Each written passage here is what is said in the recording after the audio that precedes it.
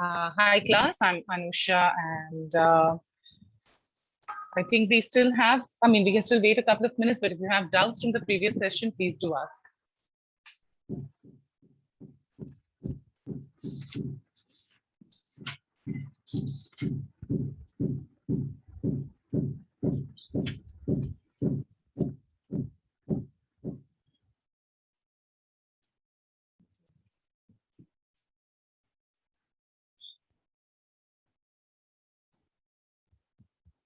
No doubts? That's awesome.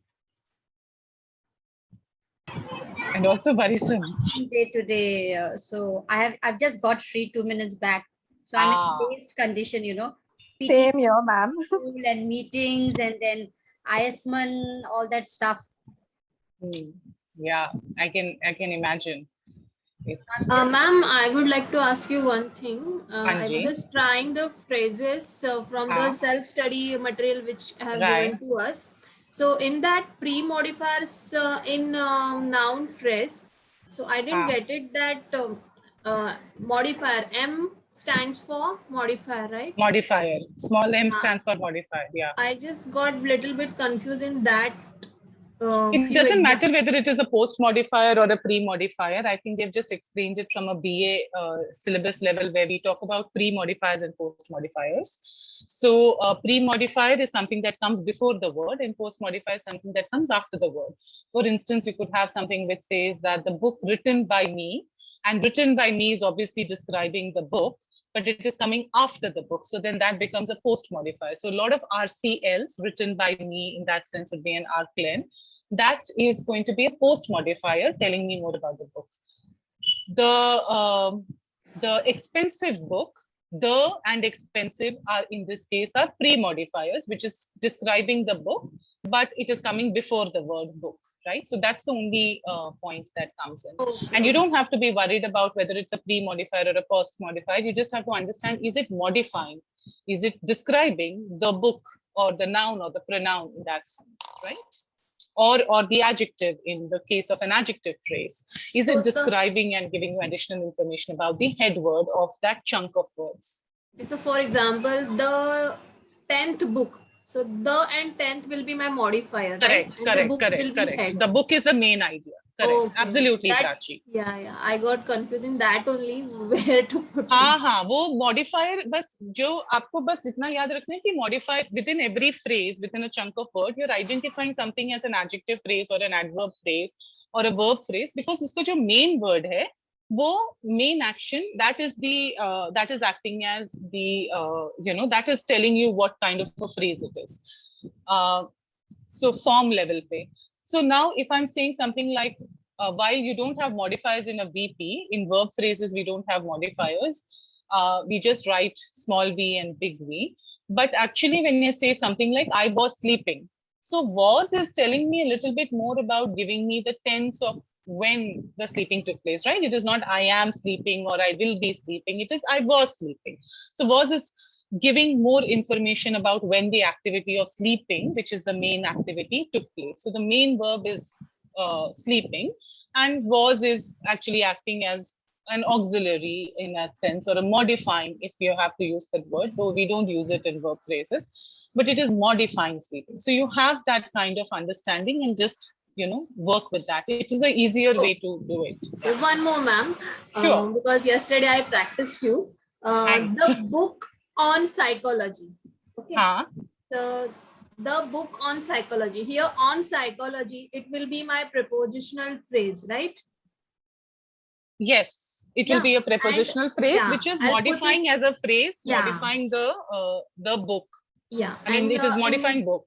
Yeah. And the matter of my head and my modifier, here the book, the will be M superscript as a modifier. Book will be head. मैं आपको ये बना के दिखा देती हूँ ना, 1 minute. We'll just do it and just see how it works, right? Yeah. So 1 minute. हाँ, बोलिए. Isn't the book on psychology? On psychology is telling us more about the book, right? What kind of book it is. So it is a modifier. Okay, but what kind of phrase will it be? Will it be a prepositional phrase or will it be an adjective phrase? It is a prepositional phrase. It is announced by a preposition. Doesn't matter. It doesn't matter whether it's an RC, it acts as an adjective or an adverb as long as it's announced by a preposition, it's a preposition phrase or a preposition clause. So by default, whenever it's just telling us more about the kind of book. So doesn't by matter. nature, it doesn't is adjective, matter. Right? Yeah, by nature in that sense, yes, but it doesn't matter. It is by the form if it is announced by a I mentioned this even earlier. If it is announced by a preposition, then it is a preposition phrase. It is just as simple as that. So if no you're looking what, at, even if it is it doesn't matter what. No. It doesn't matter whether it is going to act as an adverbial or act as an object or anything of that sort. If it is telling me more about, he went into the room, he went where, it could be a complement, it could be a modifier, it can be also this. So these are the elements that you would be looking at. I think I'm sharing the screen so you'll be able to see. And even with the preposition clause, the same thing applies. It is announced by a preposition. That's a fundamental thing that it does. It doesn't answer any questions. And a preposition clause can function as an adverb clause, a relative clause, a noun clause in that sense. For instance, I could be saying, on what topic should I speak? Right? So the question is, or I should speak on what topic? In that sense, it's basically I should speak. And then you're asking, speak what? And then you're thinking about on what topic. So on what topic in that sense would be acting as a noun because that answers the question what. But it is announced by a preposition, therefore it is a noun clause. It is a preposition clause. Yeah. Right? So to go back to this element of where you were solving, I'll just introduce a new slide, 1 second. And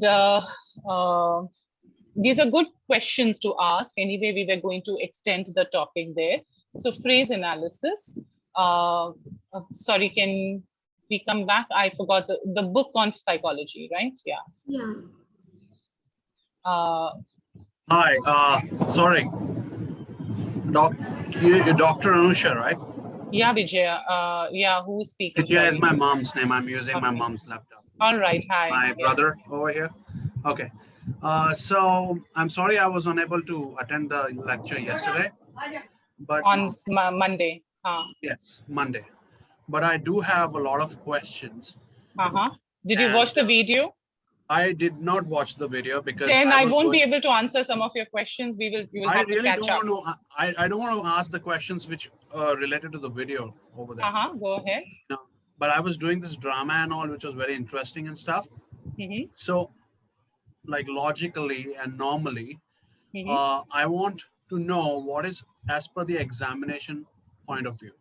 And I think so. I had a talk with the students from here to catch up whatever you have taught to them, in brief. So they told me that 50% of MCQs are going to be coming from this one. So is it true? Because I can give more of my energy towards your subjects also, because in my mind, I'm completely clueless. I'm going whatever way I can. I'm doing whatever I can, whatever intellect I have, I'm using that right now and achieving as much as I can. But if the MCQs are 50% from here, then I will have to be here more than the other subjects. One minute. Every paper has its own MCQs. No, miss, I'm right? Not it is not like this paper. Yeah. So this paper would be one level of MCQs. This is one paper, and you have your MCQs that come in here. And so each paper will have its own set of MCQs. So you have to work on all the papers, drama included, because drama is one entire paper by itself. Okay. So did you say your name is Vaibhav? My name is Avinash, ma'am. Avinash. Okay. Yeah. Avinash, you will have to work on all papers. The point of this paper is that, yes, there will be basically, I don't think I said 50% is going to come from here. This is one unit, so about 25% of the questions are based on this. But it is not that it's only going to come from here. It is, the focus of it is, we have already discussed it and I don't want to go over it, but the fact that this comes through in terms of short notes and you will have different topics. You have clause and phrase analysis, which is another topic and unit by itself. You have linguistic and stylistic appreciation of text, which can be identifying figures of speech, etc. And there could be student-centric learning, which we'll come to again later. I don't want to get into it right now, but you have a book that will tell you what student-centric learning is really about. The kinds of questions that come for each of this, I will discuss as we are going over the notes and we are looking at them. So please watch the video. I'm not going to be repeating points that have been explained in the video. No, I don't want you to. I will do watch this one. Yeah. But still, I'm confused about the question is because I've been attending all the videos and I'm not getting the proper answer to it. And which is what? Which is the questions? Each of the questions in your drama paper is going to be separate, and in this will be separate. So a simple kind of a question that you can get. Yeah, your questions can be in terms of, he's as brief as the line, identify the figure of speech in that sentence. It can be, for instance, when we were looking at it as questions, it could be how many in this sentence, he went into the room, how many phrases are there, identify 0, 1, 2, 3. So that could be the kind of questions that you get in your MCQs. Again, done yesterday. I'm not going to go over it. So do watch the videos. But yes, so in this case, when you're writing, to go back to your question, yes, I know your name was starting with P. Yes, Prachi, thank you. Prachi. Yes, thank you. Yeah, so Prachi, this would be how you write it, modifier and determiner. And you don't have to do the noun, the clause analysis at all. I'm just putting it in that you didn't have to do it. And if it was a clause, then you just had to put the square brackets at the side and write MCL because there's only one verb, right? And here you would be right. If it is a phrase analysis, then you would not do this. You don't need to put in MCL or anything of that sort. You will just identify the fact that the book is the head word. It is noun, right?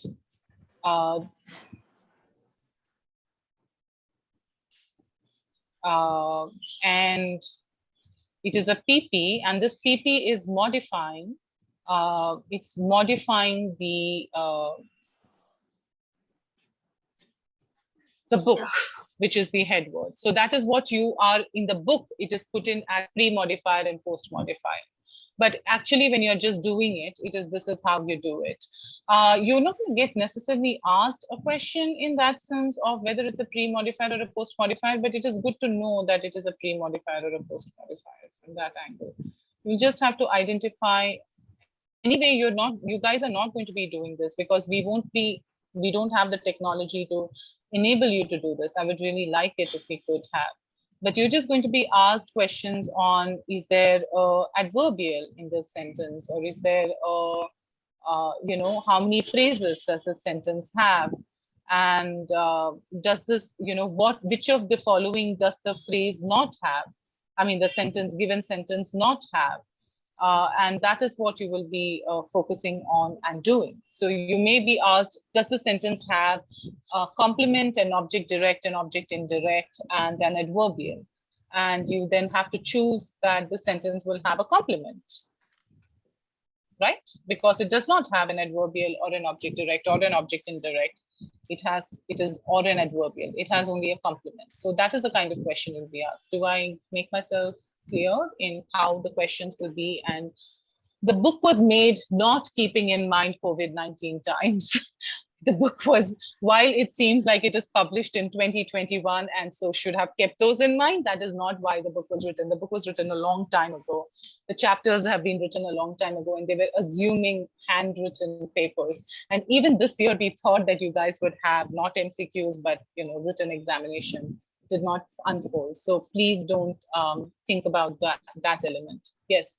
Any other questions? Yes, go ahead, Meenakshi. Will expensive not be anything? Priyanka, can Meenakshi say and then you come back? Sure. Priyanka, Ma'am, I wanted to know that when phrase analysis, and if they have a question is based on phrase analysis, how many phrases? So in this sentence particularly, how will we answer? How do 1, 2, 3, 4. What is your answer? How many phrases are there? That is what I wanted to ask. Noun, verb, noun, phrase, PP phrase, verb phrase that all count, or does how do we have to do? It would be, no? Yes, Aren't these that all phrases? Like you've got all of yes. these as phrases, isn't it? There are 4 phrases there. 1, 2, 3, 4, 4 phrases. Right? Yes. Correct. Ma'am. Yeah, and 4 one more phrases. thing. And on that day, you also previous lecture, you said that clauses will be asked. How many clauses in the sentence? So do we have to like a main clause, or we have to like totally how many clauses or subordinate clauses? वैसे मतलब क्या question paper का पूरा ये you want like what questions will be asked? That is not going to happen. When I was doing I just to explain myself, I'm joking as well, Meenakshi. Just don't take everything as admonishment, right? It's going to be fun if we do it that way. My point is that you may be asked a question which asks on how many subordinate clauses there are. Right? Okay. So for instance, there could be the subordinate clauses are types of SCL, right? This is my subordinate clause, noun clause, relative clause, adverb clause, preposition clause, comparative clause. You could be asked that in this sentence, for instance, the room in which he stood was shabby. How many subordinate clauses are there? I'm just giving that as an example. In which he stood was shabby. How many subordinate clauses are there? 0, 1, 2, 3. Right? Now that actually takes off 3 to hai. So that makes life a lot simpler. The point of asking you that question is, do you understand what a subordinate clause is? Ma'am, I want to answer this question. 1 minute. So one is that, and the second is that we will be looking at this element and saying that it is one subordinate clause. Now, if the question had been different, and the question can be different, okay, Meenakshi, it's not going to be the same question. The question can be how many clauses are there in the sentence? Yes. That's your reading ability to figure out, have they asked clauses? Then I will write 2 clauses. Have they asked main clause? Then I will say 1 main clause. Have they asked subordinate clause? Then I will ask 1 subordinate clause. Another thing that they could ask is, which of the following clause types are there in the sentence? Yes. And there could be, which of the following clause types are there in the sentence? And they could have given you ACL, adverb clause in that sense, preposition clause, relative clause, and maybe comparative clause, just to make life things. So you have all these 4 clauses, and you had to identify that, oh, it is a preposition clause.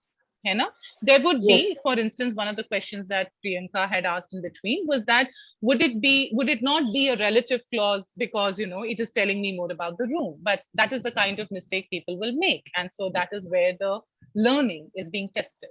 Okay, so someone else wanted to ask a question related to it. I think, I'm sorry I cut you off, but yes, go ahead. It was me. You would actually not put the AGP. So I was asking whether the expensive in that sentence was actually an adjective phrase. Which it is an adjective phrase. Sorry, I did not write it. It was my mistake. I think I corrected it right now. Yes. Miss, could you also go back to the previous sentence? The room in which he stood was shabby. Now, Miss, what if I interpret it as this way? What was shabby? The room in which he stood. So wouldn't that, in that nature, be my noun clause then? Because it's answering the question, what was shabby? The room in which he stood. No. Because PCL is telling me more about the room. The room was shabby is enough. PCL is, it's not a noun clause. Because the exact thing is, this is where chunking is very important. How are you chunking? And how are you understanding what is being described and what is the head word, right? So in this case, the preposition clause is telling me a lot more about the room. It is describing the room. The room is the head word, and the room does not have a verb in it.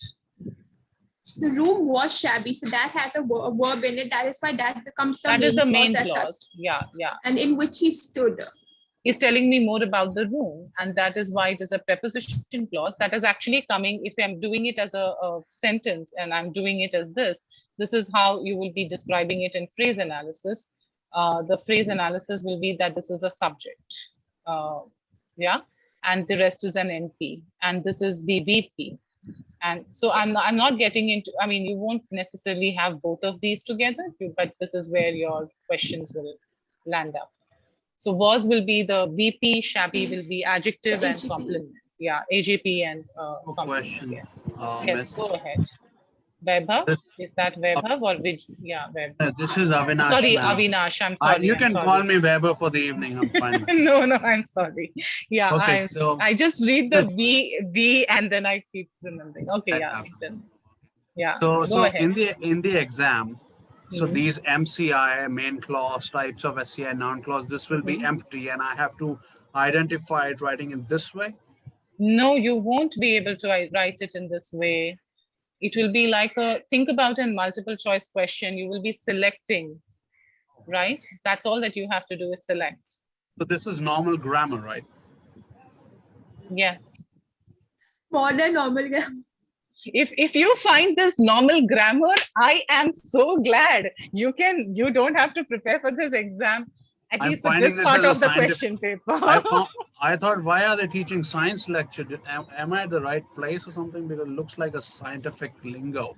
But I am aware of these little bit, not much. Yeah. We have done this from 5th standard and 6th standard onwards. Yes. I mean, so that is one of the points that you have in a sense, is that a lot of these things that we are looking at today, and yes, and on Monday, please go through those videos. But this is basically what you have already done. Phrases is something we have done from 7th or 8th standard at least. Clauses are definitely something that you've done from 8th standard. The types of adverb clauses are something that people had a huge problem. Adverb of reason, adverb of time, adverb of manner, adverb of purpose, adverb of blah, blah, blah. We have done all of this in school. So Anal, yes, go ahead and please ask a question. Yeah, ma'am, I just want, I mean, like, this is a little offbeat though, but if I had to actually write the answer in an examination sheet, if I had to this is what I'm doing is what you would do. Okay, I'm glad we have to select. I will tell you that on the other hand, we will be kinder in that way. Here, this is either you get it right or you get it wrong. And yes, what I'm doing here is what, yes, you have to do. Yes. So see, good advantages of it. Yeah. But you still get it right. You still have to solve it. Yeah, here there is a possibility that I could be right, but there 100% I would be wrong. No. What do you mean? The best thing about this is that, do you know how to identify a verb? Then you do know that you will get your verb phrase and predicate right, because that was a basic thing that you will get right. So you cannot score a 0. You have to be supremely talented to score a 0. That is the point of this exercise. Even there, that's how I start. I ask people, can you recognize parts of speech? And from there, can you build on some things? And yes, you can. Of course you can. At least you know that the beginning and the end of a sentence would be a main clause. There is one main clause, right? Like if you can identify that there is a verb, the number of verbs equals the number of clauses. Maybe you don't identify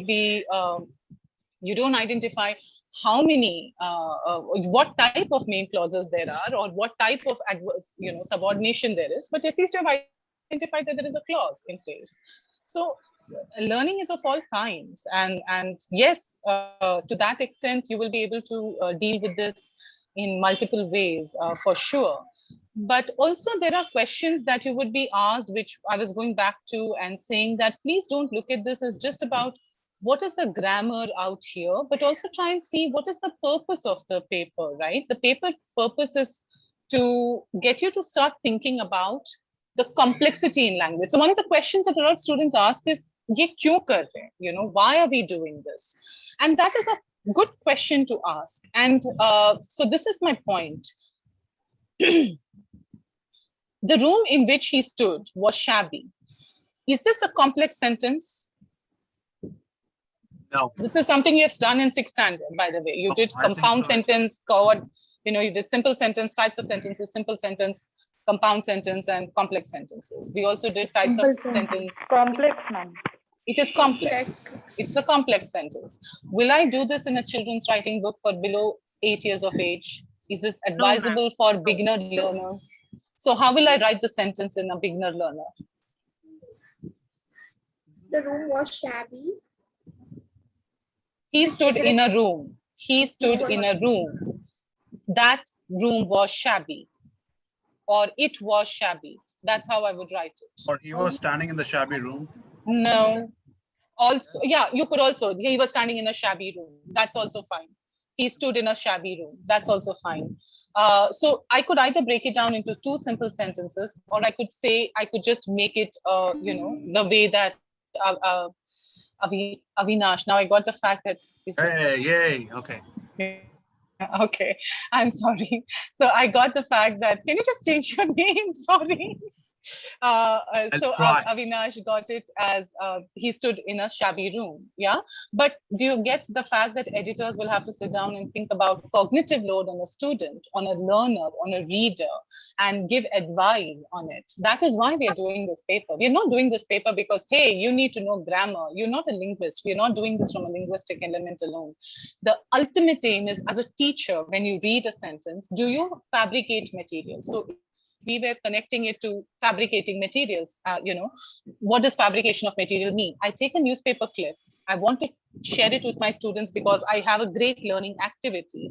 But then I look at the newspaper clip and I'm looking at the sentence structures in that newspaper clip and saying, my students are going to get perplexed with this. I also need to justify why. So I have a reason now, because I will have to justify it. And this is evidence-based answers. This is not instinctive, I feel, therefore thing, right? So teaching, editing is all about the fact that you're going to be, and creating materials is all about the fact that you need to have evidence to back up why you think in a particular way. In advertisement, when they use a color, one of the questions that we ask a person who comes and says, we will use red color on the poster. And we're like, why would you use a red color? Why wouldn't you use a orange or a green color or anything? And if that person says, I feel, then we chuck him out. We just are like, tell me the reason. What is the consumer going to think? What are the associations that apply to color? So you have to, if you want money, then you better, give evidence for it. And those are reasons. So please think about the practical value of where this paper is coming from. It also is about how you interpret. So obviously there is a complexity of thought going in. So how do I understand what kind of a reader it is going towards? These are reasons of what the stylistic analysis is. So what is the maturity level that I expect as a writer, that I expect of the audience? I'm expecting them to be at least this much educated, this level of cognitive thinking. That is there. So I'm thinking that. And if then have I analyzed my audience properly? So there's audience analysis happening if I'm using these kinds of sentences. And that's what Grammarly does to you, right? I have one more question. It does. It sharpens us. I love it. I can dive in it. I can live there forever. But the thing is, if we are not writing anything at this moment of time, do you think that this would be helpful? Because this practically helps us to write. That's how it has been programmed, right? That's the reason we are. You're not writing. You were not writing anything in the paper as well. In that sense, you were writing only. A text was given to you, and you were analyzing it. There is a folder given with materials that come in from there. You were anyway given materials, and you were told to analyze it. So the paper does not take you to all the points that I gave you, because the paper is only going to be enabling you to think in those manners. But I'm also asking you to think beyond what the paper is going to. The end term paper, which everyone I know is concerned about because you have exams in 2 weeks. But the end term paper can only test you on so much. The goal of this, the reason why this paper is there, is that it takes you to the next step. So I don't know if any one of you has read student-centric learning, but that is where some of these points of, why a phrase is used, why a punctuation is used. Please look up the student-centric learning part, and that will have certain kinds of explanation of what it means to have a lot of nouns in a sentence. So for instance, have you guys played a memory game? I'm not going to do this. I was not going to do this, but this is fine. Have you played the memory game? Anyone? Everyone? I don't know. Maybe we keep playing. We don't know yet. Yes, the one where you had the party where they would put down 10 things or 20 things on a tray and hide it, and 1 minute you have display to and then ask you to write down. Correct. Jot it down. Yeah. Correct. Why do you think that game was played? Like, what does it do to you? It is judging our memory. Right. So there are a lot of people who have tried doing the same thing with adjectives, where they give you a list of adjectives and that describe a particular object and ask you to remember that. Do you think you would remember it better? A particular one object is given and there are about 10, 15 adjectives that describe that object. Do you think you would remember the adjectives better? Maybe. Yes. And do you think that compared to the number of nouns that you would remember, you remember this as a memory game, right? So the entire concept is, if in a paragraph, if I give you many, many nouns, what are nouns? Words. Yes, but they're also ideas. They're naming words of ideas, right? So they name, but they name ideas, whether they are people, they are mountains, they are places, things, animal, place, animal, thing. If you remember, we have a lot of games that focus on idea. We have Scrabble, which does not allow adjectives all the time. We have the name, what is it? Name, place, animal, thing game. We have the memory game. All of these are very focused on nouns as ideas, as concepts. Because that is very difficult to grasp. It is actually very difficult to remember something like that. If you had to just describe descriptors like adjectives or adverbs, you would be more likely to be able to remember it, because you're actually one idea, but that has multiple descriptions. It is easier because it is just one idea, and then there are a lot of descriptions that keep going around that idea. So you're actually reiterating the idea. These are concepts and constructs of cognitive thought. This paper does not talk about it. I am just telling you why these become important and how these become important in literary analysis. For instance, when you're talking about a book that deals with many ideas, when you're dealing as an editor with academic writing, where there is a lot of complexity in one paragraph, and then you're trying to figure out, why is this paragraph looking complex? Maybe the sentence structure, maybe the number of ideas, maybe you have just, jumbled up all the ideas together and I'm trying to make sense. Why is it making so much difficult for me to read? Until and unless you understand that level, you're not going to be able to give feedback to someone else on how they can improve their writing. And that's what an editor's job is. That's what a teacher's job is very often.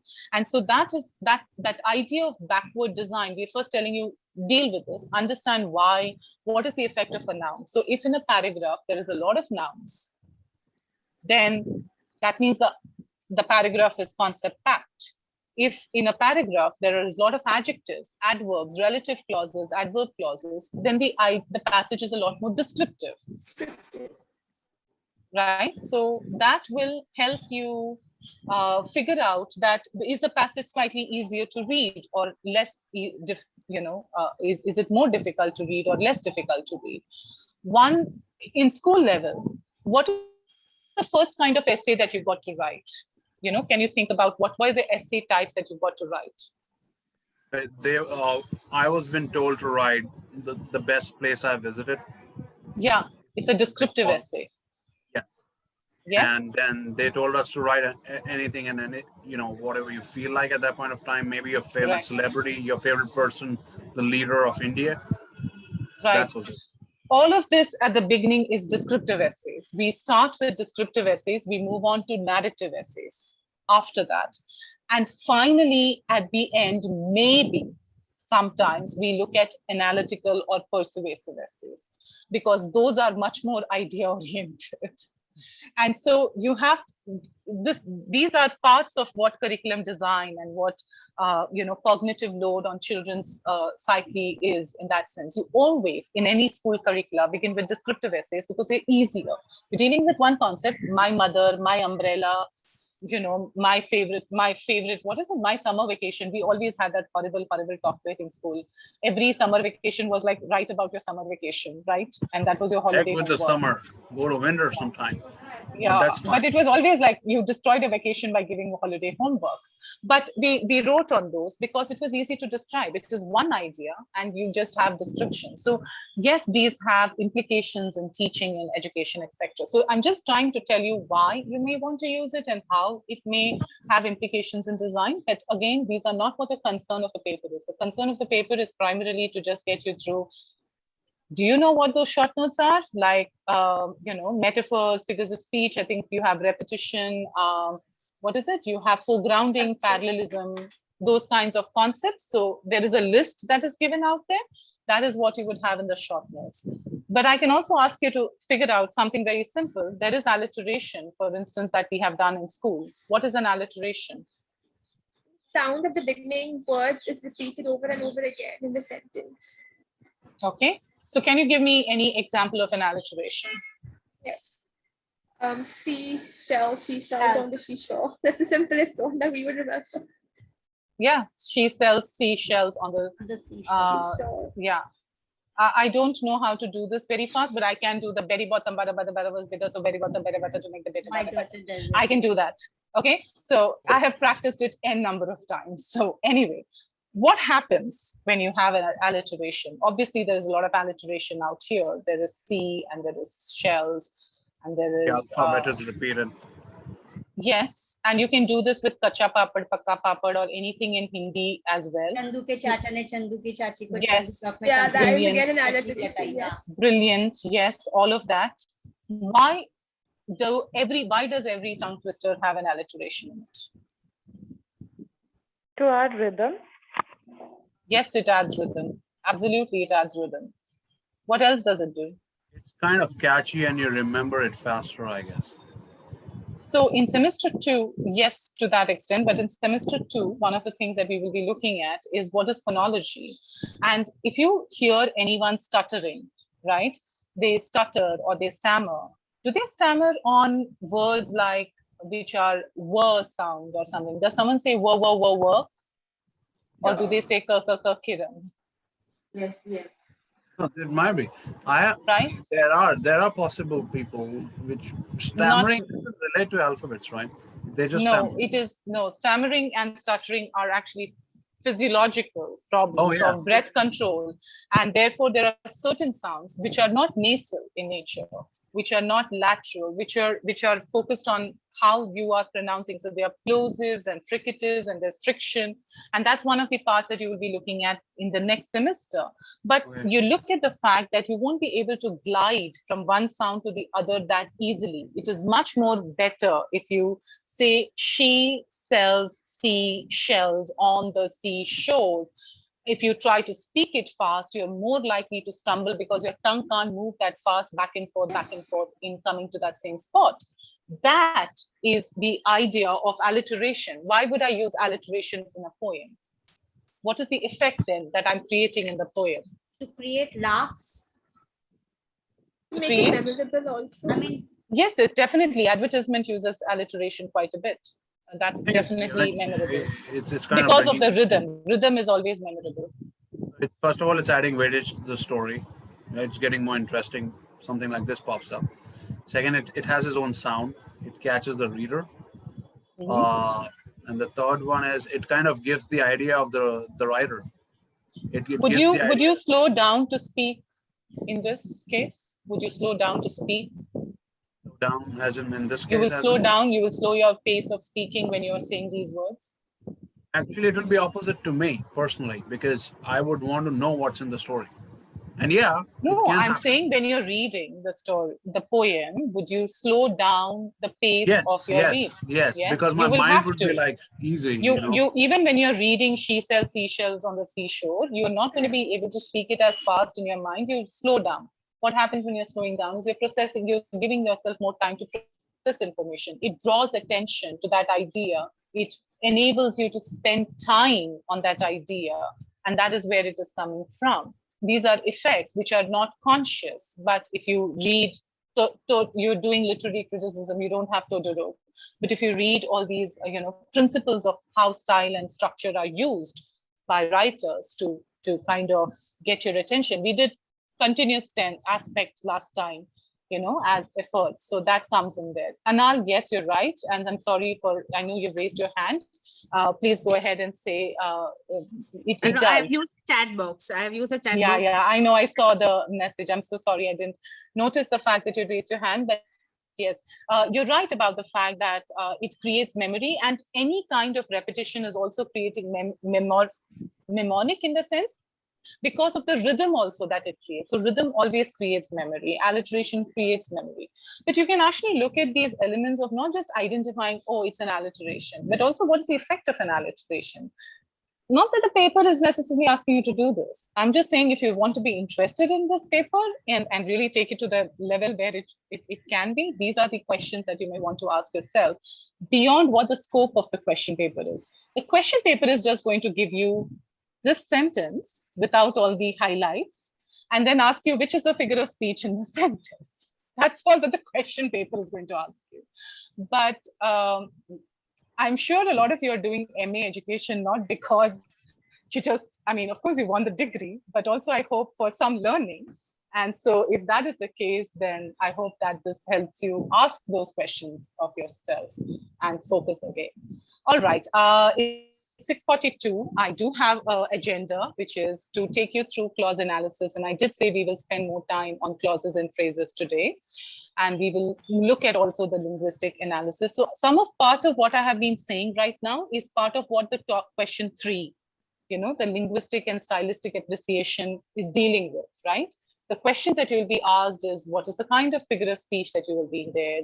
How many clauses are there in the sentence? What is the vocabulary level? Remember, if I had also asked you something like, he entered the room and he barged into the room. Did I do that somewhere? I think I did that, didn't I? Yes, yeah, the first, why he entered the room, where is he barged into the room, and which one makes it more dramatic. So which of the following sentences make it more dramatic? That can be a question, and you could have 4 options. And that's, some of this is extremely simple reading comprehension. I am doing the most difficult part of clauses and phrases at the beginning because I know that feels very difficult, but some of these questions simultaneously as I'm doing are also easy ones. You should be able to get them just because you have common sense, right? So please keep that in point as well. So going back to phrase analysis, can we look at phrases and okay, so sentences that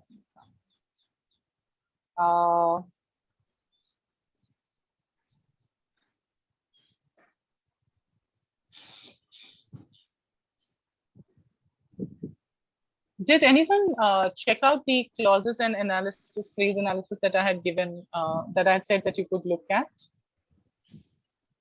Oh, I can't remember. Excuse me, ma'am. Yeah, go ahead. Ma'am, have we got the last session's video on YouTube? The last session, the previous one. That was, yes, I think Santosh Rathod has already, Professor Rathod already shared it on the channel, did he not? On the same day? I don't think so, on Monday. Of course, yes. I'm on the channel. The Telegram group. On the Telegram channel. I am very much part of that Telegram group. I just was not able to upload it there. There is semester 1, MA English semester 1 channel. Yes, and both are there. Yeah. So I have given you 3. I've given you 4 things. Let me just do a new share. For those of you who are not on it. Yeah. So what you will be finding is, ignore the ones on the left, but you will find that there are folder link that is open. Yes. You can view. There is a Blogspot link. There is videos of 2021, which is last year's videos of what the UoM was. And this semester, you have this playlist of videos. And I uploaded it on the same night. So again, this I will try and upload it by 12 a.m. Yeah. So you have this. Okay, ma'am, got it. Right. Yeah. So please do look at those. And I think the playlist anyway for the 2021, I have actually added this in there. The video is in both playlists. So you can look at the playlist and figure out from there. They're very similar. They're very repetitive, but as Ritu was saying, it is all right to watch the different videos and see what comes up. There's always something different in one of the lectures because there's always someone asking a different question. He went to the market that was close to his sweetheart's house and wanted to know sorry, just one second. Wanted to see if he could see her. Now, in case you get this as a sentence, as one of the elements, my question to you would be, how many main clauses are there in the sentence? Let's do it the multiple choice way, since anyway this is going to be multiple choice. So let's do the multiple choice way. How many main clauses are there in the sentence?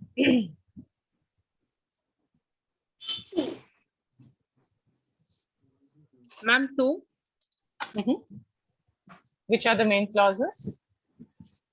He went to the market that was close to his sweetheart's house. That's going to be the first main clause. And wanted to see if he could see her is the second main clause. Correct. So you would have an option of 0, 1, 2, 3, and the answer is 2 main clauses. Correct. Sorry. Right. So the answer would be 2 main clauses. If you had the sentence which said how many clauses there are in the sentence.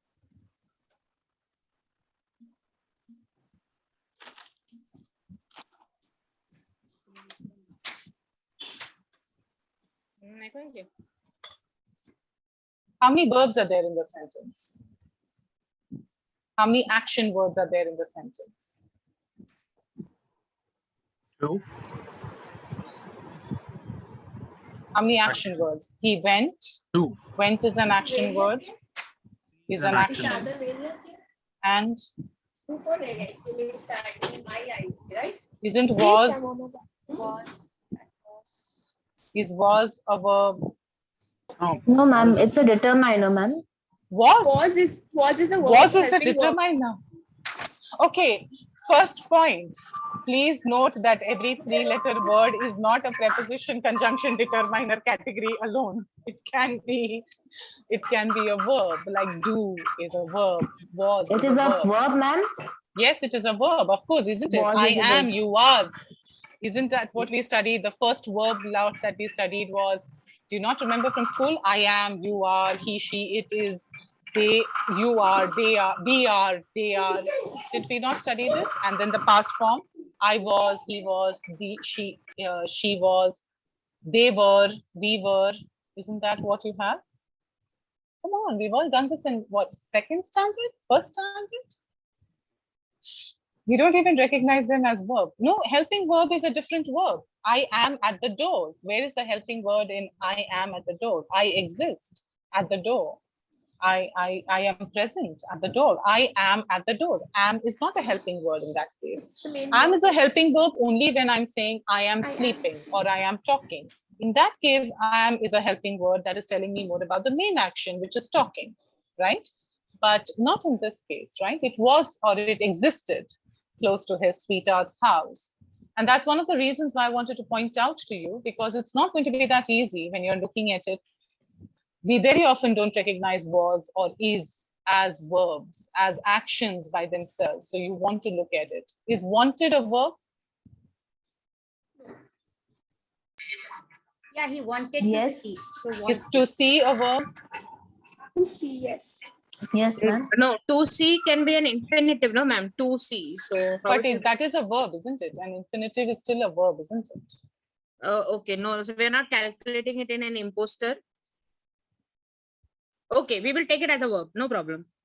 No. What is it as an imposter? Why is it an imposter? And because it will, if you look at the verb to see, if you look at to see as an infinitive, and infinitive generally don't change with tenses, correct? If they have to be used in a simple sentence with just one verb. So just check out the full sentence before that and just imagine I wanted No. So go back, Anal, one thing. Do you teach in school? Yep, I do. Okay, yeah, that's where it is coming from. So we do recognize non-finite clauses as clauses. We do recognize them as verb forms. We just identify them as non-finite clauses of cli, cling, clang. This was in last year on the Monday lecture. Yes, taking 2 minute lectures. Yes. I was there. So it is, we do recognize these as non-finite verb sense, right? We just don't put them as complete finite clauses. We put them as CLI or CLING or CLEN. But we do recognize that they are verbs, they are actions that are taking place. It is just that they are not giving us the complete tense of the action. We don't know when the action took place. We only know that the action at all took place, or was ongoing, or was, is completed action, or an ongoing action, or is a planned or desired action. So True. that is, yeah, it will be considered a clause. When we are looking at it, for instance, when let's do a complete, I don't know whether I did a sentence. Yeah, here the question written or asked was, in this case, it was enclen. This is the sentence. Yeah. So yes, they will be. And I think I gave this one, I just very briefly went through it. But for instance, when you had a sentence which talked about the coach taught him fielding, which then has only one verb in it, right? Because fielding is, I think someone had raised, I don't know if it was you, but someone had raised the point of what's a verbal noun, but the coach taught him fielding. So only taught is a verb here.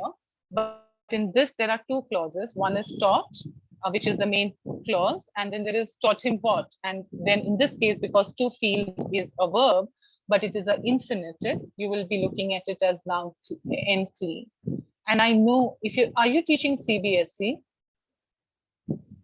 Yeah. Yeah, so that is why you would be thinking of imposter as because that's how your syllabus will be looking at. So you may have to shift gears a bit. I spent some time teaching the ICSE also, so they do that as an imposter over there. In fact, I was wondering. Yes, so yeah, that's where you may have to shift gears to just be able to manage this paper, because it's not that you don't know, it is just that you know it from a different thing. Again, in school, the way that most of us have learned, we have learned the adjective clause. We have not learned it as a relative clause in school. But obviously here we are going to be asking you whether it is a relative clause. It acts as an adjective, but the terminology given is a relative clause. So we're following the Leach grammar book, and that would be the statement. So please do, yeah. So I would suggest that in this, I think there is clause analysis practice sentences 1, and that's the folder link that is given. But these are the kinds that would automatically have them. They're all recognized as clauses, and I would really recommend if you could go through this or the the book that you have. Obviously, that's also fine. But this also will give you all the sentences. And okay. Thank you, ma'am. Thank you. I'll do that, ma'am. Yeah. No, just I know what happens to school teachers, because they get traumatized. You're teaching one thing and then you have to come here and write something else. I just don't want to teach the wrong thing. And if it is you're not teaching the wrong thing. It is also that grammar is not one way. So if you're doing a Leach and you're doing a Quirkenbaum, they're going to be different. And the Renan Martin and the Leach are obviously going to word it differently. So there is also, grammar is also a matter of perspective as much as it is anything else. So it will, you are looking at it and saying, for instance, the fact that why it is defined as an imposter in ICSE is because you would be looking at it and saying, it doesn't really tell you the tense. And a verb needs to be telling you not only the action, but also the tense. So the definition of a verb, the traditional definition of a verb is that it will tell you the action and the tense. Yes, but it is still telling you the action, and in this case it is these elements. So I'm going too much and beyond, but yeah, for anyone else in the class, if they could be, then is there any other verb in this sentence? And I have underlined the to see because it's an infinitive and it's a clean, but is there any other verb in the sentence?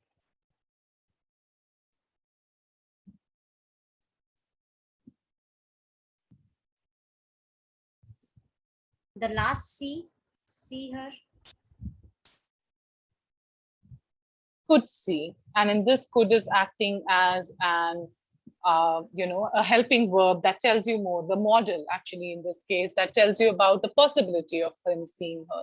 Yes. So, how many clauses are there in the sentence then? 4.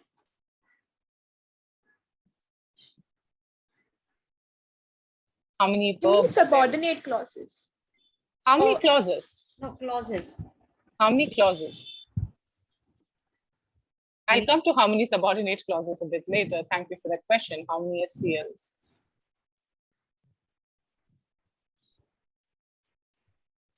4. 5. No, 1, 2, 3. There is only 4, one 5. subordinate clause. It should be 5 then. As per the ones that have been highlighted, there should be 5 clauses. Because There are five. verbs There are equals to 5 clauses. clauses. Yes, there are 5 clauses. Right. If I just want to, I'll just put this in blue or something like that. If I want to identify the types of clauses, just this is not what you're going to be asked in the exam. What I'm doing here is what you're going to get asked in the exam, if at all. If you get such a complex sentence, but I think always it's useful and beneficial to do it with a complex sentence. He went to the market. What about, you know, that? Yes. Was it a noun clause? Sorry, RCL, it's the relative clause. Sorry, the RCL. Because Yeah. telling us more about the market that was close to his sweetheart's house. So Correct. RCL there. Yeah. And it is a finite verb, so it is just an RCL that tells me more about the house. Now I have here and wanted to see. So this is my main clause, as you identified that there are 2 main clauses out here, right? So it is a main clause. And so you have this, and then wanted, what would you say? 2C, if you go to C2, again, it starts with the preposition. No, you will, in this case, not be marking it as a preposition. You will be marking it as a phrase. Why? Because if you remember, we did the form and the function part out here somewhere. Sorry, I keep going back and up through slides, but form versus function, the fact of, you know, I went up the stairs in sentence 1 is a preposition because it tells me where, you know, the storage was, it tells me the position. I went how, you know, not down the stairs, but up the stairs. Where is the position in time and in space, in this case, in relation to space that I went. But in the second one, I want you to drink up the milk. To drink up, to will also be a verbal phrase, and drink up will be also part of the verbal phrase. Why? Because it's a part of the meaning. Yes. So Alicia, thank you for putting up in the chat. I am reading the chat. I'm just not always, you know, verbalizing it, but yes. So you are, in this case, it would be a verbal phrase, right? And so you would be also looked at the fact that you would have elements such as, where was that? I don't know whether I gave that as a sentence. In the CLE clause, I had given it as a sentence. To study abroad was a dream of mine. And in this case, to study, to is part of the word study. Without it, it does not make any sense. It won't be an infinitive at all without the word to in it. And that is why it is in this case. And that is why it is part of the verb phrase. Yeah. Is that clear, Priyanka? Priyanka Yes. was the one asking that. Yes. Yeah, so 2C is an end CLE because of 2C. And then you have, yeah, so where will it end? At the end of the sentence. End of the sentence. Okay, so it will end at at the end of the sentence. Is there anything else that is a verb out here? Of course, if he could see. So then what kind of a clause is this, if he could see? ACL. Why ACL? To be very honest, I know this is going to sound funny because if is basically the adverb of condition. So that's what our brain is accustomed to see. Correct. But ask your question. What is the question that you would have? This is a very good point. Where, when, how, why? Yeah. Does it answer the question? He wanted to see when, he wanted to see how, he wanted to see why, he wanted to see whatever. What is it? I asked when, where, how, why. Does it answer any of those questions? What question does it answer?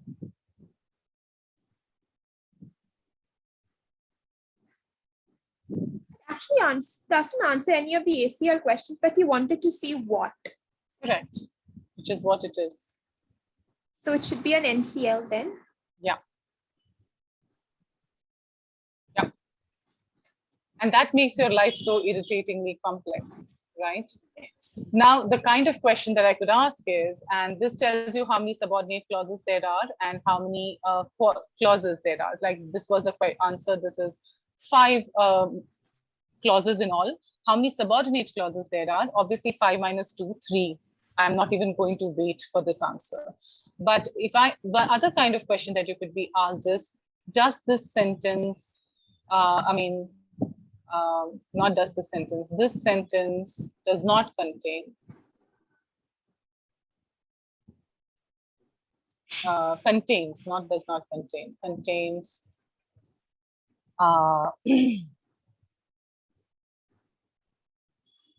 PCL, and now your options come in, right? PCL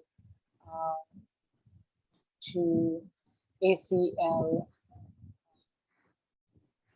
3, RCL, and 4, AQ. Yeah, actually P clears. There'll be some who would have put it as preposition. Yeah. Which of it does it contain, the sentence? No, well, now it is easy. But if you had to do it in the exam, someone was saying that, hey, we have it so easy. I'm glad we didn't have to do this, and I'm glad for the multiple choice questions. You realize, we are not making it that simple for you. You still have to solve it either which ways to even come to the correct answer. Yeah. So it's not like that easy, but at the same time, yes, there's a possibility. As pointed out, there's a 25% chance of you getting it right. So yes, there's also a chance of finding the correct answer on the screen and then feeling happy about it. Sure. Yes. So you will have to do this. The problem with this is that, again, it depends on how good you are with on-screen reading. So there are people who would have preferred having it as a text and then being able to physically underline what I just did right now with the verbs. It would have been just easier for you to underline and figure out 5 sentences or not, because as you're reading, you may skip. So there is a complexity and we do understand it, but please note that this is just about 25% of your paper. You have another 75%, and you are not going to get everything wrong. You are going to get some things right. So don't worry too much. Don't overthink it. Don't over worry yourself. But these are the kinds of questions that will come in the exam. It could also be, instead of calling it RCL, we may call it relative clause or something of that sort as a full form, but that comes in, right? This is the kind that happens. I have another question. Yes, go ahead. I'm sorry. When going through the thing, I saw that there was some angle brackets, and angle brackets basically stand for compound sentences or joining sentences. So in this sentence, in this sentence, it would have been that you have an angle bracket that tells you that it is a compound sentence because this is a conjunction. Sorry. This is a conjunction, a CJ.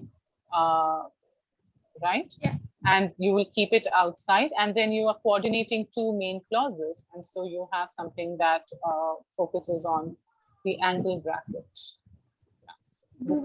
So we have to also have that while identifying the clauses? We never really, even when the good times were there, we never penalize people for forgetting that aspect. No, not in IDOL. For regular students, yes, not the IDOL students. No, we never penalized you for it.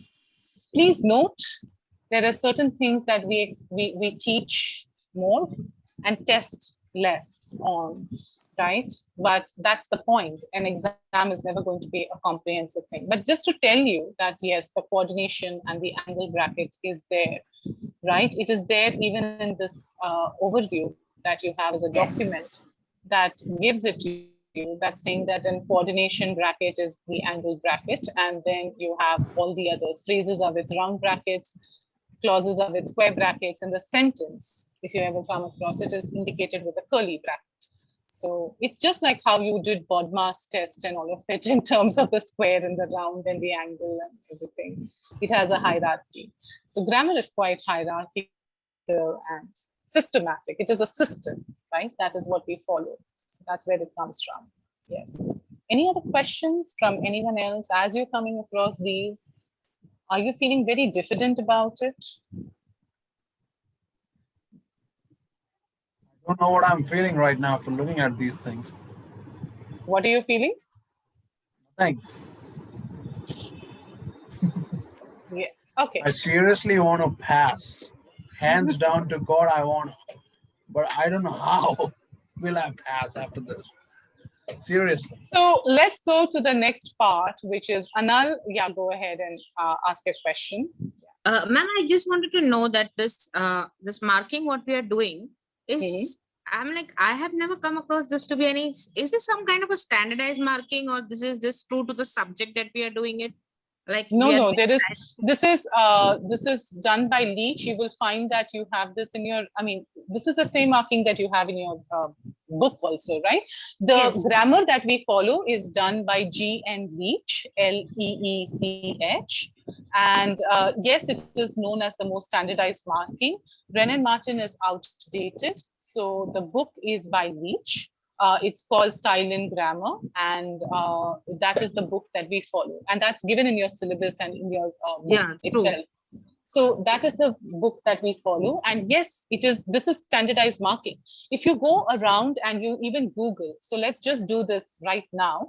You do a Google of clause analysis and phrase analysis, you will find that you will come across more of these kinds, and what you have been accustomed to in CBSE or something would be a tree branching exercise.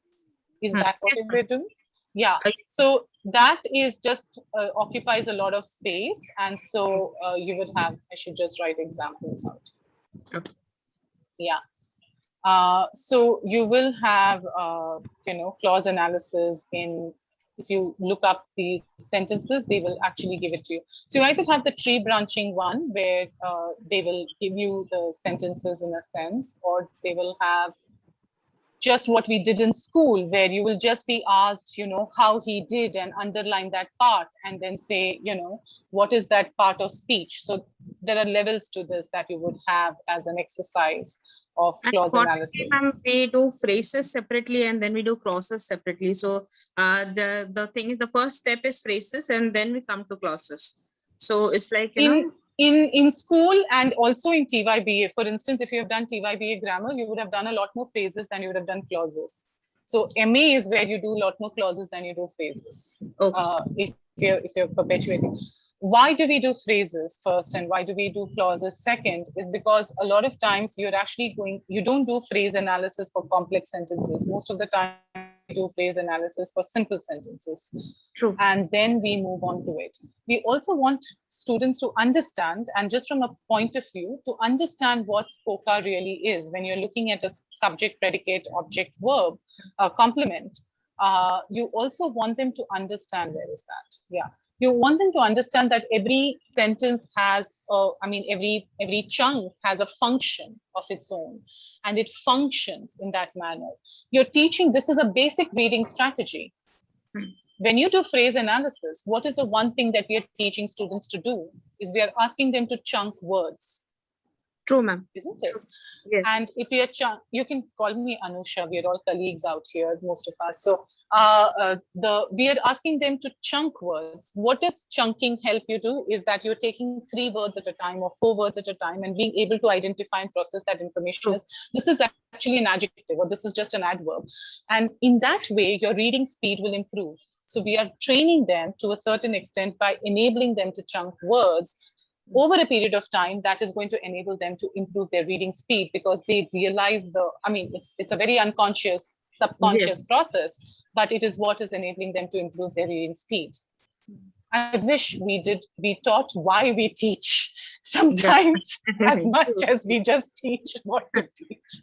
But yeah, it enables them. It's a reading strategy. It's basically that. That's how a fast reader is someone who is taking in 4 or 5 words together at a time. But that 4 or 5 words at a time has a process of how do you acquire those 4 or 5 words? How do you know that this is the chunk and that is the chunk? You've done enough of phrase analysis in your built up the scale. And the same thing, you then go to the larger chunk. The larger chunk is the clause. Yeah. Right. True. And so that is how it occurs in terms of clause analysis. So these are, in a way, a kind of reading mechanic also that really improves your identity. That's a by side. You're not going to even get asked these questions in the exam, but it is useful to know why learn. Okay. Just to make some of you feel reassured, because I obviously can't sit down and do all kinds of grammar analysis with you. The videos are there. There are quite a few clause and phrase analysis videos that are there, and this place has quite a few of clause analysis and analysis assignments, etc. done. So you can look them up, and you can look up the pictures, whatever I had of pictures from my, the days of teaching in class. Those are there out here. So you could look at some of them and, try practicing on your own and figuring out. But the kinds of questions that you will get are these.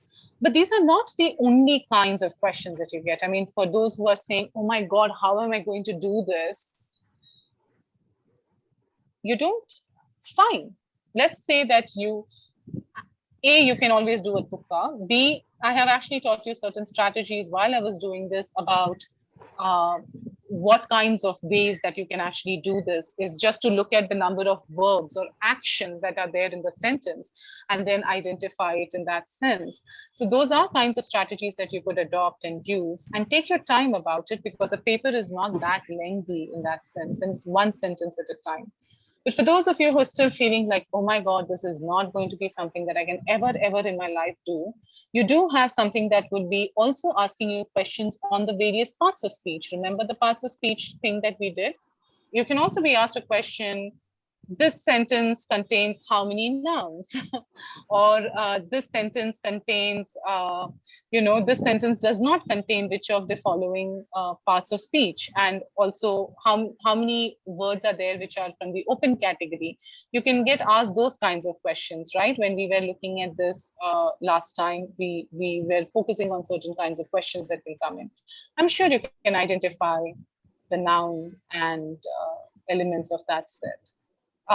So not everything is going to be complex, A. B, there are these tricks and strategies, and not every sentence is going to be this long either. I just did a longer sentence, but the sentence could be this long also. I want to take you to another part of linguistic and stylistic analysis and take you through these kinds of questions that you can get, and also deal with the short notes that you might also get. So we'll do a dual again, a dual session in terms of class of concepts. You get a sentence which says,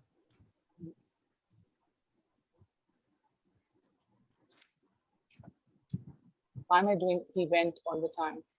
He bought mangoes. Cheap.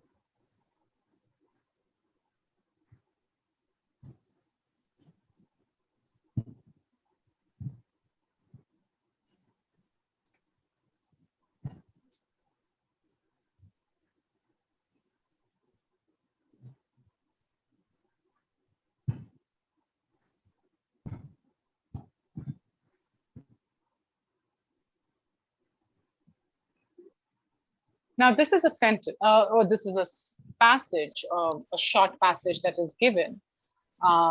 He was so, maybe not innocent, maybe naive is a better word to use. Right. A kind of question that you can get asked in this kind of a passage could be,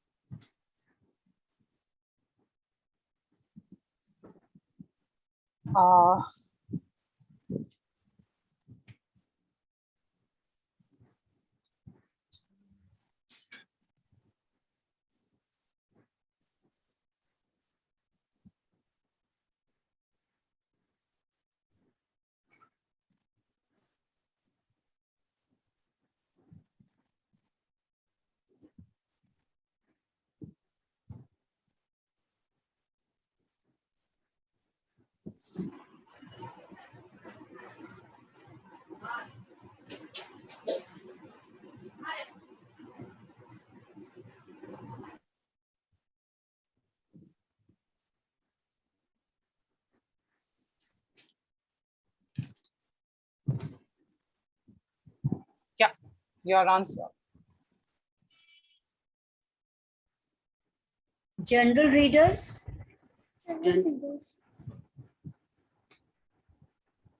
Yes, general. Do you feel better now? That was Yes, good. the spirits have lifted up completely. Yeah. So another kind of question that you can be asked on such kinds of, points, and please do ask on the chat also if you have any other questions or doubts. Another kind of question that is there is,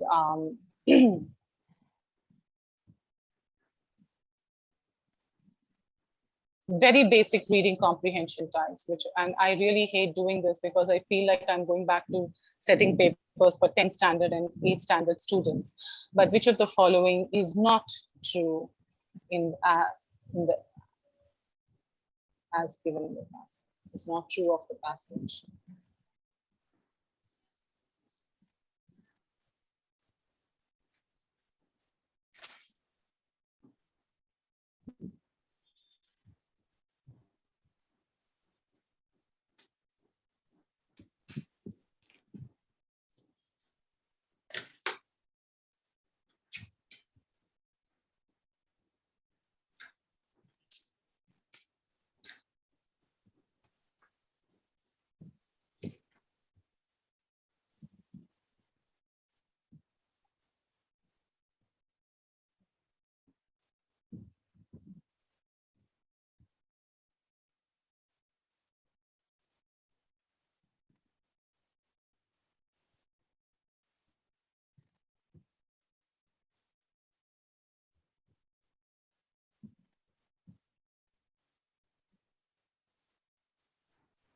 These are those CSR type of questions.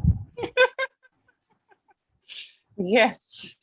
RBI exams and all of those. Yes, even though they were true. Sorry.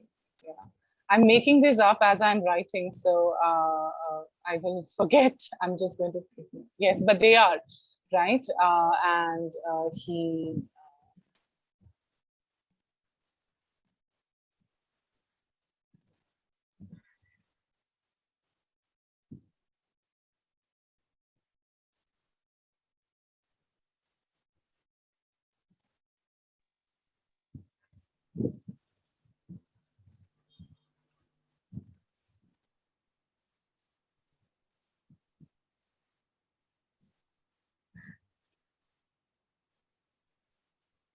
your answer. The inexpensiveness of the mangoes caused him to buy Yeah, them that's a all. very, very easy one. I mean, you may not get that easy because I was running out of ideas, but you may not get that easy a thing, but yeah, that is an easy one. But you could have, I mean, there may have been people who looked at it and Ma'am, it could be the second one too. The seller cheated him because the seller. So I'll tell you why. And this is something that I wanted to bring out. The second one is something that you would have thought of as cool. Why would you not mark it in an MCQ as an absolute answer? If you didn't have the fourth one, then the second one runs. But why would you not say the second one? I do this in competitive exams. I keep asking students, why would you not do it? The seller cheated him because the seller Because he bought the mangoes knowing that they were cheap.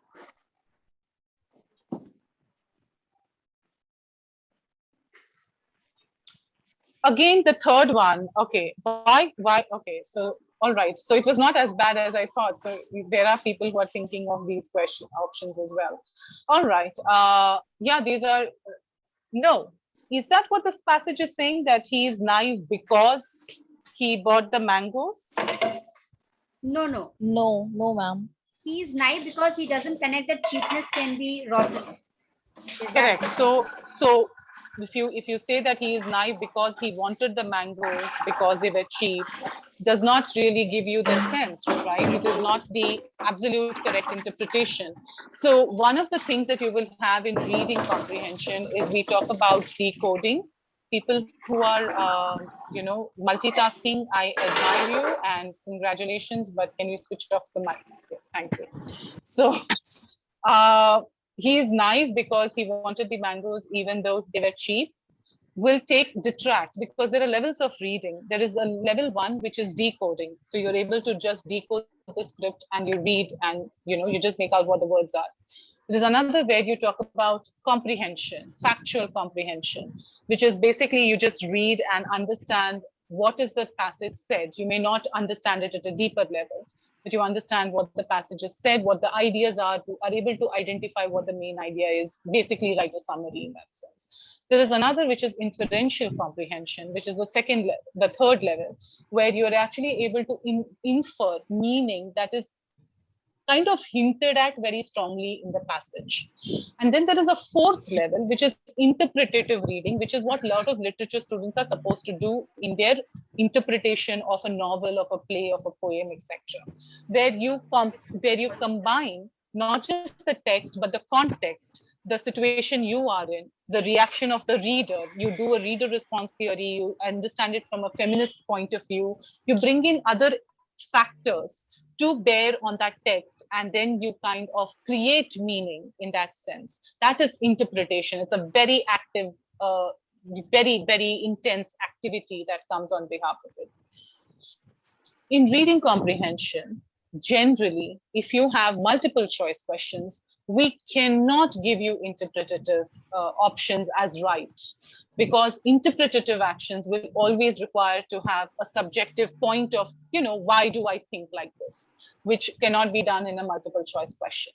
So we would always give you at the level of either factual or inferential comprehension. What does that mean? In the text, is there evidence that can be used, right, to justify your point? And in the second sentence, is there evidence for the fact that he is shrewd and mean, the seller is shrewd and mean? That is interpretation. But is it, yeah. Ma'am, I have a question. Alicia, yeah, Alicia, is that you? Yes. Yes. Go ahead, Alicia, and then I'll ask Priyanka and others who are asking questions. Yeah. Okay, so ma'am, the question here is, which of the following is not true of the passage? Not, right? No, so sorry, yeah. Sorry, so my fault, yeah. I was writing it, and that's why I said someone started and I was like, yeah, so true of the passage. So then, so when you said not true, my answer was the first one. So that's why I was a little It's all the three actually. It's true of the passage. Yeah, my fault for writing it not. So thank you, Alicia, for pointing that out. Yeah, which of the following is true of the passage? But do you get the point of why you would not use shrewd and mean? Yeah, Prachi, you had a question. We'll go to that and then come back to this. I just want to ask you about the first question. Like just now you explained that to interpret the given comprehension, though I am thinking about it go for academics. Why not academics, ma'am? It goes for It could be academics, it can be business tycoons, it can be customer service managers, etc. Of course, it can be. Then you will have to look at genre-based ideas, right? When you're looking at the fact that he bought the mangoes but they were cheap, he did not know that the seller had given him rotten ones, and he was so naive. By the way, businessmen could be looking at this and making a case study of it. Customer service manager could be looking at it and saying, oh, yeah, that's a letter that I could be reading. So of course, it can be applicable to all of them. Point is, at the level of this, where is my most obvious evidence? Can I have evidence that it is fitting into a business setting? How will I know that? I will know that, and just give business and then go to academics, but I'll know that from a business setting by a certain kind of evidence in words, right? Maybe a terminology, maybe the use of a structure, maybe the use of certain kinds of level of vocabulary, maybe a kind of didactism, as in it has to be a textbook language or something. So I would, used. Jargon, that is the terminology that I was saying. Yes, jargon used. So the customer service manager, why couldn't the customer service manager read it? Of course he could read it, but is it really following a format of what a customer service manager would read in an email or in a letter or in a report? Is it following some kind of a report structure? And it doesn't seem to be, because it gives you interpretation and factual evidence. So he was so naive, gives you the sense of, why would a customer service manager be reading? He would just have to be reading that the man bought cheap mangoes and the seller sold him rotten ones. I don't need to give interpretation to a customer service manager to be, adding on to the point. And this is where your general information, and this is the difference between inference and interpretation, right? This is the thin line, this is the line and the demarcation where inference and interpretation, where your knowledge of genre, your knowledge of audience types has to come in for an inference question. And academics know, again, because there had to be a particular style and a grammar and, a more formal, ornate style of writing, and there, which would have been a much more formal style of writing, which is not the case here, and therefore not for academics. And it follows that general readers can, of course, read it. The vocabulary level is pretty easy, so you could read it in that sense. So do I make myself clear as to why multiple choice questions, when you're reading and when you're answering multiple choice questions, you will have to think about, can I find evidence for this? Can I link back and say there is evidence for this? And that is how you would have to be marking your answers, because otherwise there could be, and as literature students, we're very accustomed to do this, there could be other answers that can also be proven right, provided you argue it out. If I ask you, do you like this novel? One of you could say yes, the other could say no, and both of you can be equally right, because that's allowed in subjective answers. It is not allowed in objective answers. I purposely gave you one inference, kind of absolutely inference question, which is the first one, and the other, which is slightly between inference and factual, which is the second one. And you will get these kinds of questions. I do want you to be very conscious of how the answers should be marked in that sense. This is applicable for anything. By the way, GMAT, SAT, anything that you want to take up in any multiple choice questions. Multiple choice questions have a problem. We cannot be allowing for interpretative answers. So even if we give you an interpretative choice, like the second one, which is an absolute interpretation that you can make, it will be a wrong answer by multiple choice standards. If you wrote this in a subjective answer, absolutely all right, but you would have been able to give us reasons for it. Because you can't give reasons for it, it is absolutely wrong in a multiple choice question. Do I make myself kind of clear? Is this? Yes, ma'am. Thank you. Yeah. And this is applicable to all multiple choice questions at all points in time. I mean, this is the fundamental rule of multiple choice creation in that sense, that we look at CAT exams and all of these. This is what we do. This is how we arrive at the right answer. Is this, is there evidence in the text? Think on every option. Yeah, because the options will have to be somewhere close. They can't be something that is absolutely out of the ballpark. But they also, the reason why they will be the right ones will be this. So there could be the seller cheated him because he was shrewd and mean, and that's fine. I mean, you could interpret it, but that's going beyond the text brief. There is no evidence that the seller was mean. Maybe the seller was shrewd, but I mean, even that is not given. But there is a very obvious answer given, which is the fourth one. And so that's how you would choose. So you will have to think through those elements when you're dealing with it. I did want to make that clear, because these are easy ones. Overall, you don't have to prepare much for it. You just have to read carefully, but you don't have to prepare too much for this part of the paper. I hope there are going to be about, out of your 50 questions, 25% is this. So don't worry. Yeah? Okay.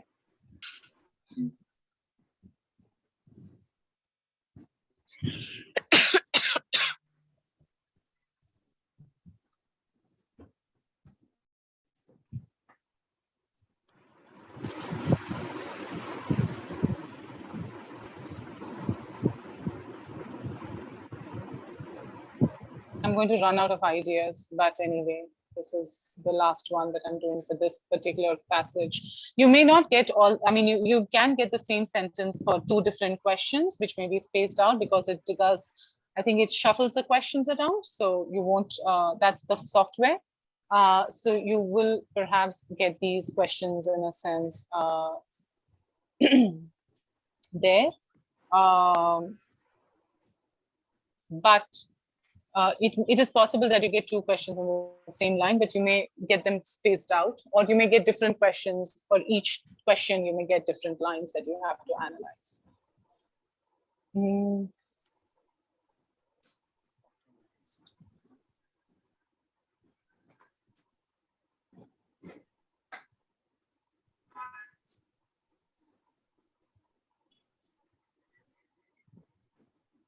I wouldn't have used.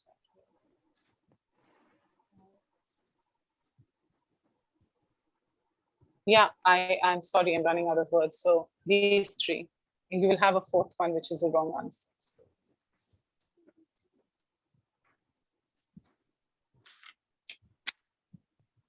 Ma'am, can it be the first one? Sure. Yeah, and it won't be the 3rd one. Why? Wasn't miser. He was so naive, which means that he was innocent in a way. So if he knew that they were rotten, he would not buy it. Or maybe, who knows? But anyway, but there's no evidence in the text for saying that he is a miser. He definitely wants cheap, but he's not. That does not mean that he's a miser. There's no evidence for that. But there is an evidence. The fact that naive is a synonym of simpleton is an extended synonym of simpleton. It comes in the same collocation. That gives you the evidence. So yes, so those are the kinds of questions that you can get. Does this make you feel a bit relaxed?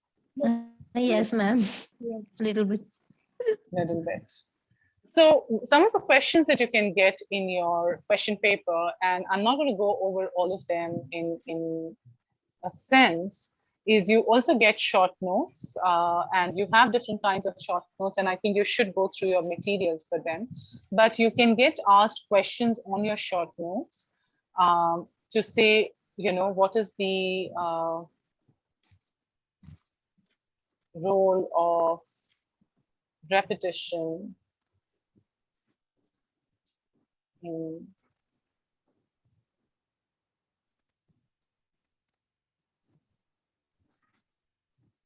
you can get asked what is the role of repetition in a sentence or in analysis, in literature, or you know, any kind of, or in discourse for that matter.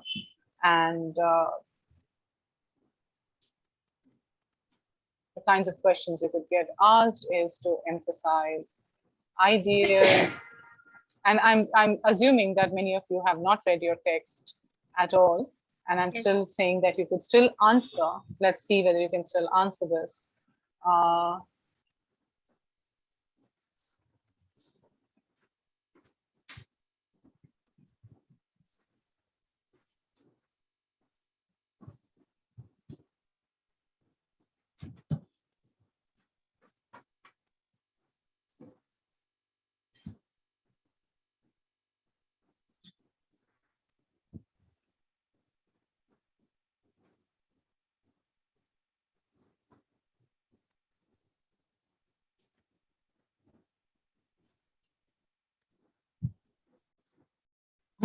Simplify understanding. First one, ma'am. First one, emphasize ideas. Emphasize ideas. Simplify understanding. Swati, you say all the given options? No, ma'am, I said simplify understanding. Okay. Ma'am, Okay. emphasize ideas. Yeah. Okay. Anyone else? Emphasizing ideas. Does the repetition not reference ideas?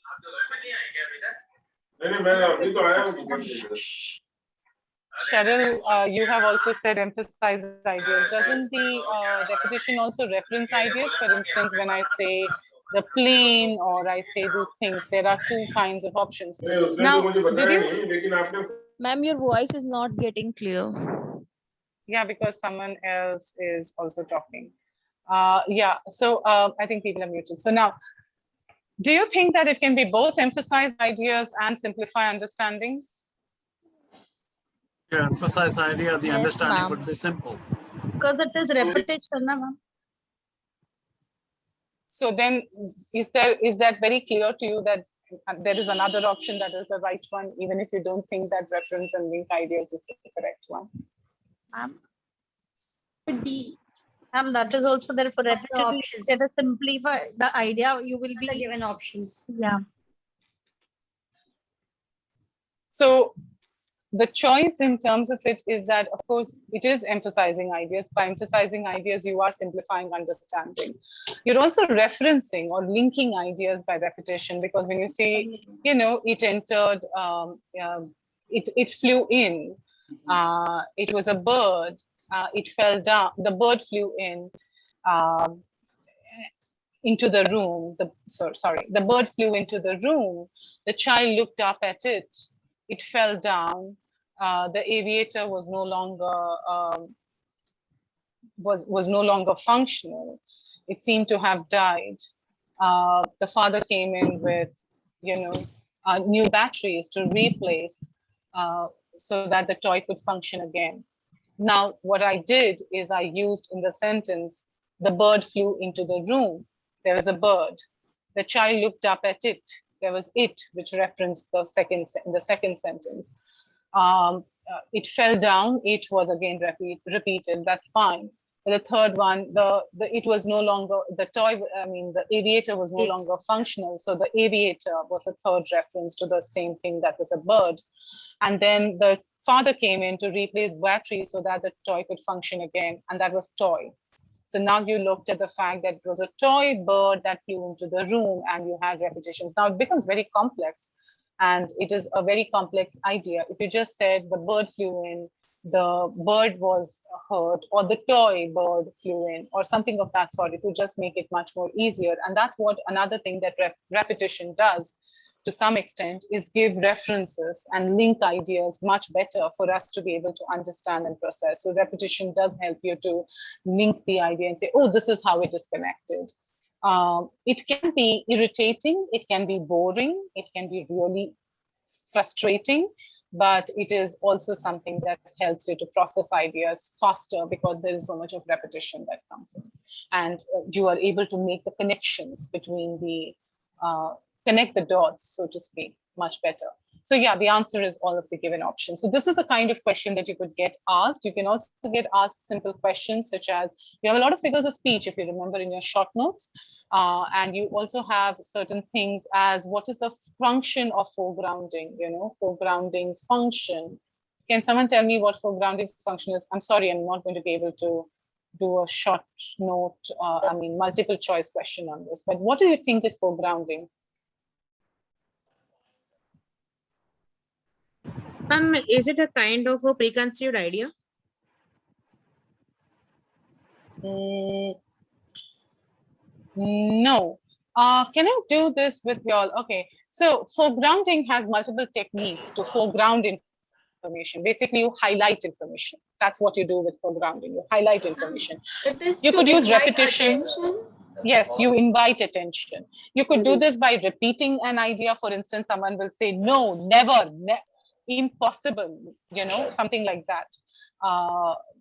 Not possible, impossible, never ever happen. So you could have repetition that way, or tautology. Yes, sorry, you were saying something. Is it about magnifying the obvious?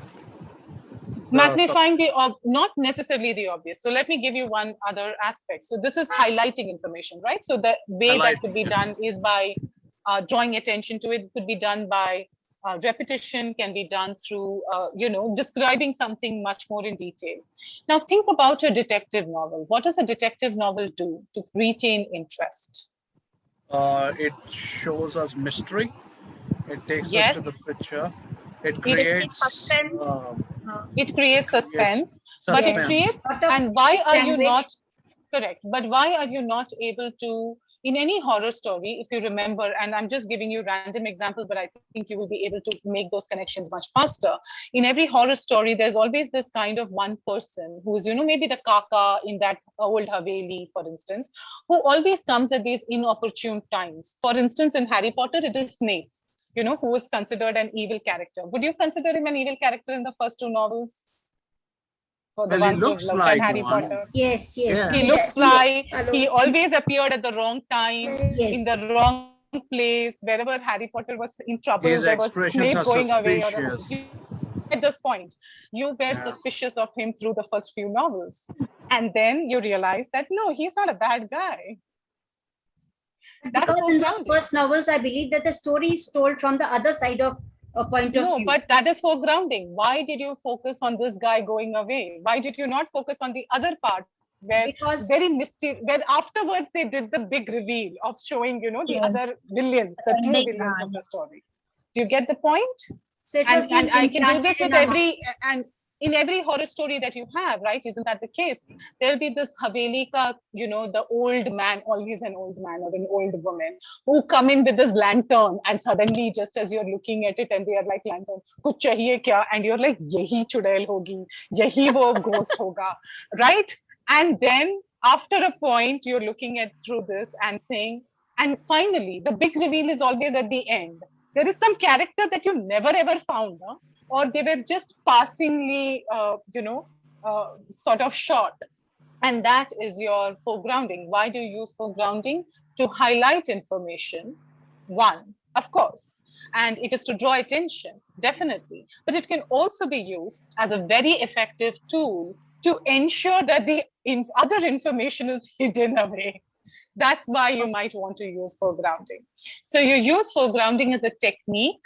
The technique can have parallelism, it can have repetition, for instance, parallel structures, rhythm, alliteration, anything that draws attention to it. Whatever technique you're using to be able to highlight and ornate your feature is a foregrounding technique. But you're foregrounding information for various reasons. One could be to emphasize information, of course. The other could be to emphasize information in order to hide other information. One of the reasons why we look at CID and we are able to immediately tell who the victim is, who the villain is because, they will go and zoom in on that villain, right? And sort of tell you. Or in every Hindi serial, we know who the villain is because she's the one biggest bindi on earth that you could not possibly have manufactured other than for the television serial, right? That's the villain. Or there is this sound that comes in. Now, they obviously don't want to hide it. They want to tell it to you. They want to emphasize and make it very obvious to you that these are the villain features. So you're using foregrounding to make something obvious, but you're also in a horror story or a detective fiction using foregrounding to make it to hide other information. Yeah, do we get these? You can be asked, is there foregrounding, or what are the techniques of foregrounding? Because you have a short note that actually goes on and explains quite a bit on that. So that could be one of the kinds of questions that are there. What else did I want to do?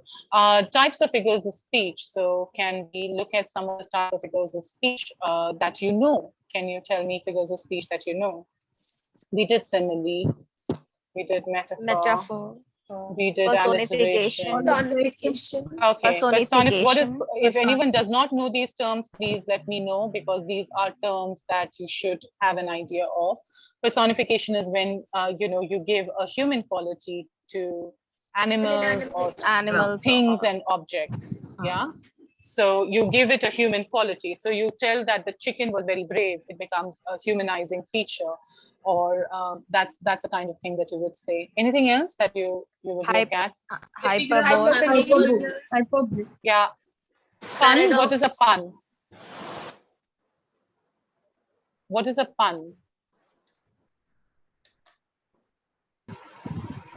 And thank you for the ones who are typing it out. It is an Cheryl. Yeah. Yeah. Pun is a joke. So pun would have two meanings. That is what the pun would be. Yes. And hyperbole is anything that would be exaggerated, onomatopoeia. For instance, something that tring would be onomatopoeia. Sounds.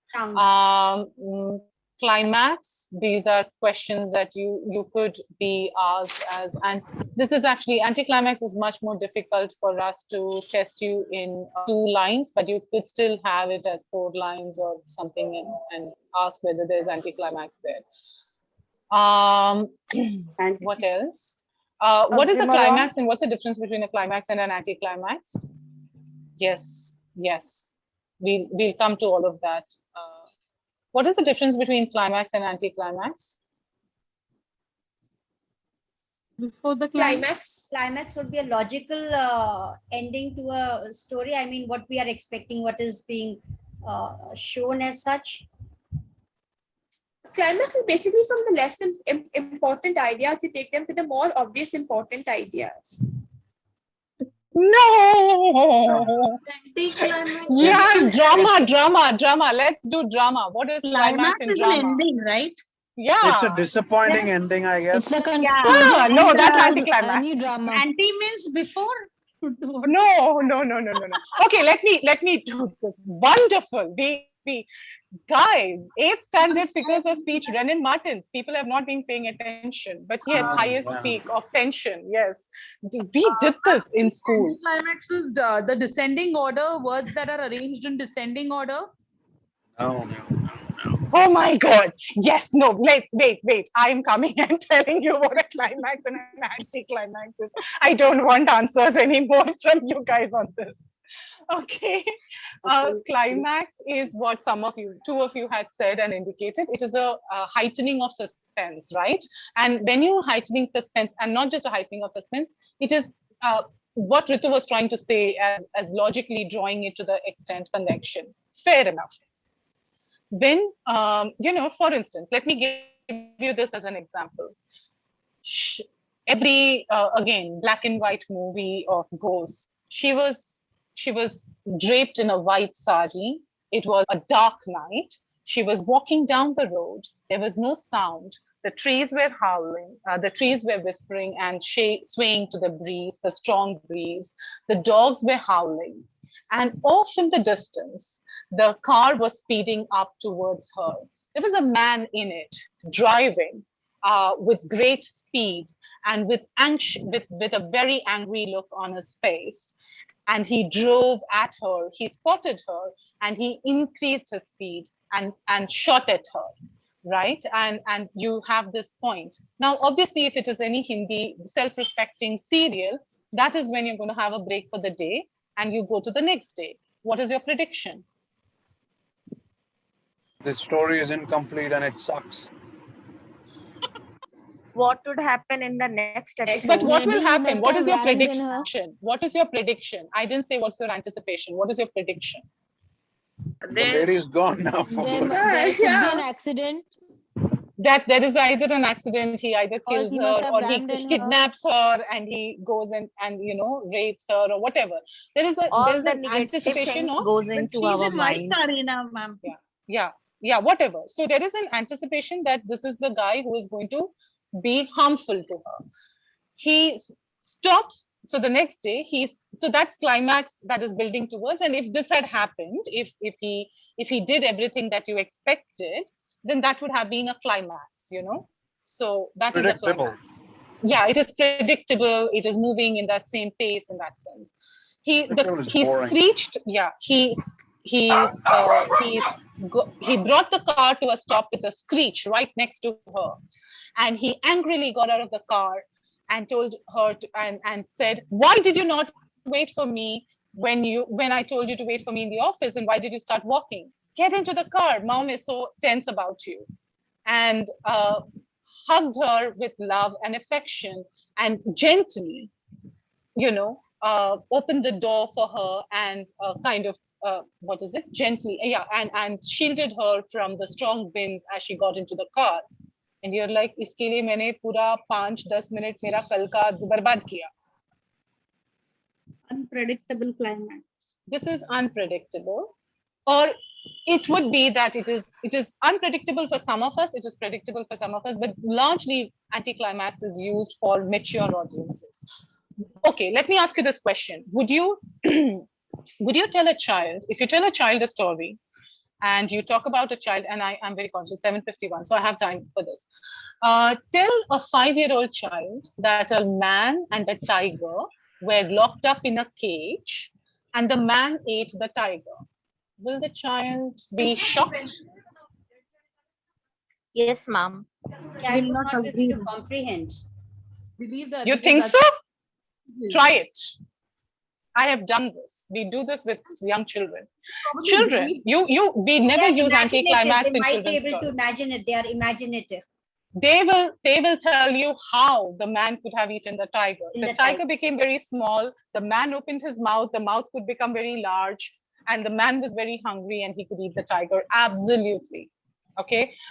They believe it. You tell a child a story, the child is never shocked by it. We don't use anticlimax in children's books, very young children's books, because the very act of prediction is, anticlimax only comes when you are predicting something and something else happens. That is when anticlimax would be possible. We only use anticlimax as children become older, beyond age of 10 or above. Depends, of course, there are some children who mature faster, but 10 and above, because that's when they have started predicting. And when they predict, that is when you are, if you are very accustomed to, think about it, if your parents are watching, television serials, there is always this, isne ye kiya, and you're like, three episodes ago, I could have told you this. In fact, at the start of the serial, I could have told you this. Don't you feel that? Yeah. Yes. And aren't your parents or whoever else who's watching those Hindi serials, aren't they still like, ye kaise ho gaya kind of thing? That is maturity. My mom knows, and I am the same one. Shocked. Yeah. So that is maturity levels. And that is the point that you have in climax. We always, even with filmmakers and ad makers, don't use anticlimax for non-mature audience. So if you, what do I mean by that? If you have noticed your big social service ads where there is a Mother's Day, where there was a transgender who was celebrated for Mother's Day, if you remember that big ad, that is an anticlimax. You do not expect that transgender to be the person who is going to be, the mother figure. Yes, that's an anticlimax. Could this film, the ad, be shot 10, 20 years ago? No, because the audience could not have understood it. They would have still been shocked and figuring out ye kya hai, they wouldn't understand it. So they wouldn't even be able to appreciate anticlimax. So anticlimax requires a higher level of cognitive thought and ability that comes in. Do you get what an anticlimax is? It's basically going against whatever you try to predict in that sense. A climax is building the suspense and taking it to what Ritu said, the logical conclusion, but it is building on to that point of prediction that you have. An anticlimax is something that's going to suddenly jar you awake. It could be boring, but it could suddenly make life a lot more interesting. Horror stories use always a mix of climax and anticlimax. How? That door creaking. The door creaking is supposed to be the ghost entering sometimes. And sometimes the door creaks and your friend appears. And sometimes the door creaks and nothing appears. Nothing happens. That is a judicious mix of making you on the edge of the seat and looking at climax and anticlimax. I'm using film analogies, but you can also do this with literature. I just thought it is much easier to give you film analogies right now to explain the concept. Do you get how this is used? Yes. Yes, ma'am. Yes. Yeah. Yes, ma'am. Okay. Yes, so to go on to this other figure of speech, as you pointed out, there is irony. You have literal irony, which is basically you say yes, but you mean no kind of thing. For instance, if I asked you at this slide, and I asked you, is this an easy paper? And you would have said, yeah, absolutely, so easy. Who said that? Would have been would have been literal irony. Yeah. Okay. So literal irony is where you are looking at it and figuring out that, it is absolutely verbalized and it doesn't mean what you're trying to say. Then there is situational irony, which is very similar to what an anticlimax would be, but it is actually something that is unexpected. I mean, it is ironical. He studied very hard, but he failed, where there is situational irony there. And it is very similar to anticlimax. I'm not saying no, because you don't expect that someone who studies very hard would also have failed. So it is definitely very similar in that sense to anticlimax. But that is situational irony. And the other type of irony that you have is dramatic irony. What is dramatic irony? Anyone? Oh, like feeling full irony, like, emotional. Dramatic irony is something that you would use in a lot of Greek tragedies, in Shakespeare or whatever. I mean, like Titanic movie. The audience knows, the characters don't. That is dramatic irony. So the audience knows what is going to happen, but the character doesn't. So yeah, for instance, Titanic. in Romeo and Juliet, yes. So for instance, Titanic, for instance, Romeo and Juliet, where Juliet was not dead and Romeo, thought she was dead, and then he stabs himself. But that is the dramatic irony scene, where who the villain of the story is. And I always say dramatic irony is every time I see my parents watching any Indian-made serial, where I know before they know what it is, right? So dramatic irony is where the audience knows, but the characters in the play don't. That is dramatic irony. You do find that quite often in a lot of novels and plays and everything, where the audience knows. I already know who the villain is, but the protagonist still has to find ways. You almost have someone saying, "Arey, wo nahi, wo mat karo," kind of. That is dramatic irony, where the audience is trying to tell the story, hero from the audience. If you have watched, I mean, it's been a long time since you watch movies in theaters, and I don't know when we'll get to do that next.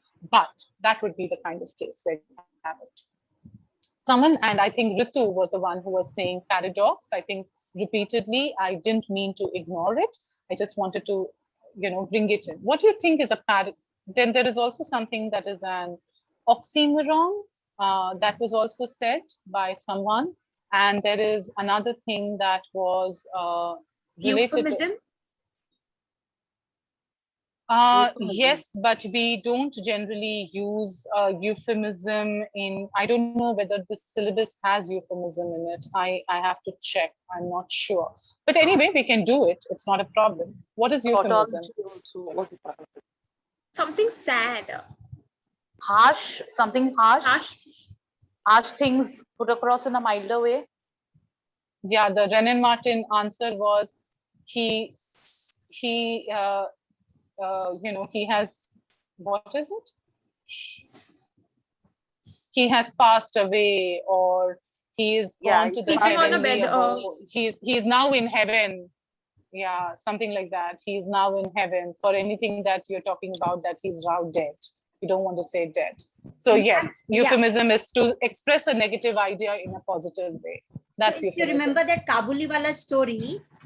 That Winnie, when she's watching the Kabuliwala go to the jail, and she asks him where he's going, and he says, "I'm going to my in-laws' place." So would that be a euphemism?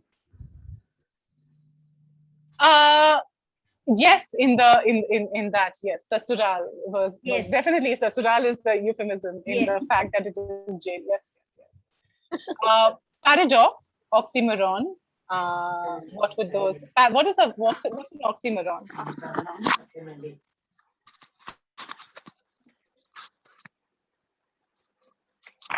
Ma'am, two contradictory ideas, like opposite ideas put together. For example, this was seriously this play was seriously funny. So seriously funny.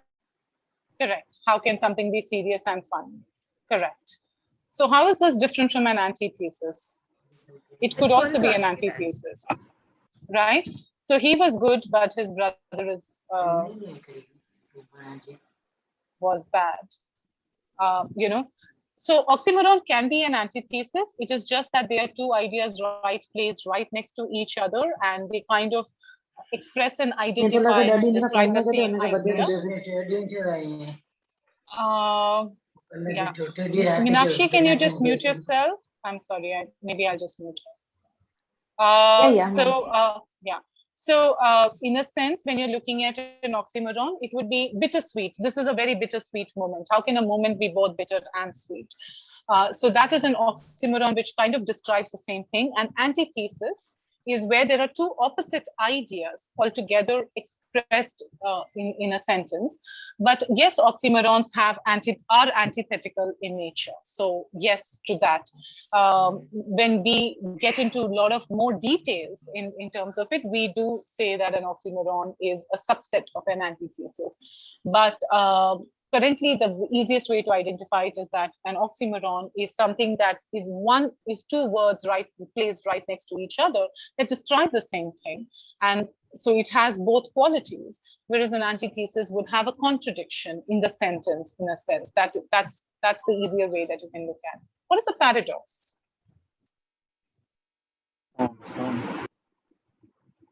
Drinking hot water makes you what?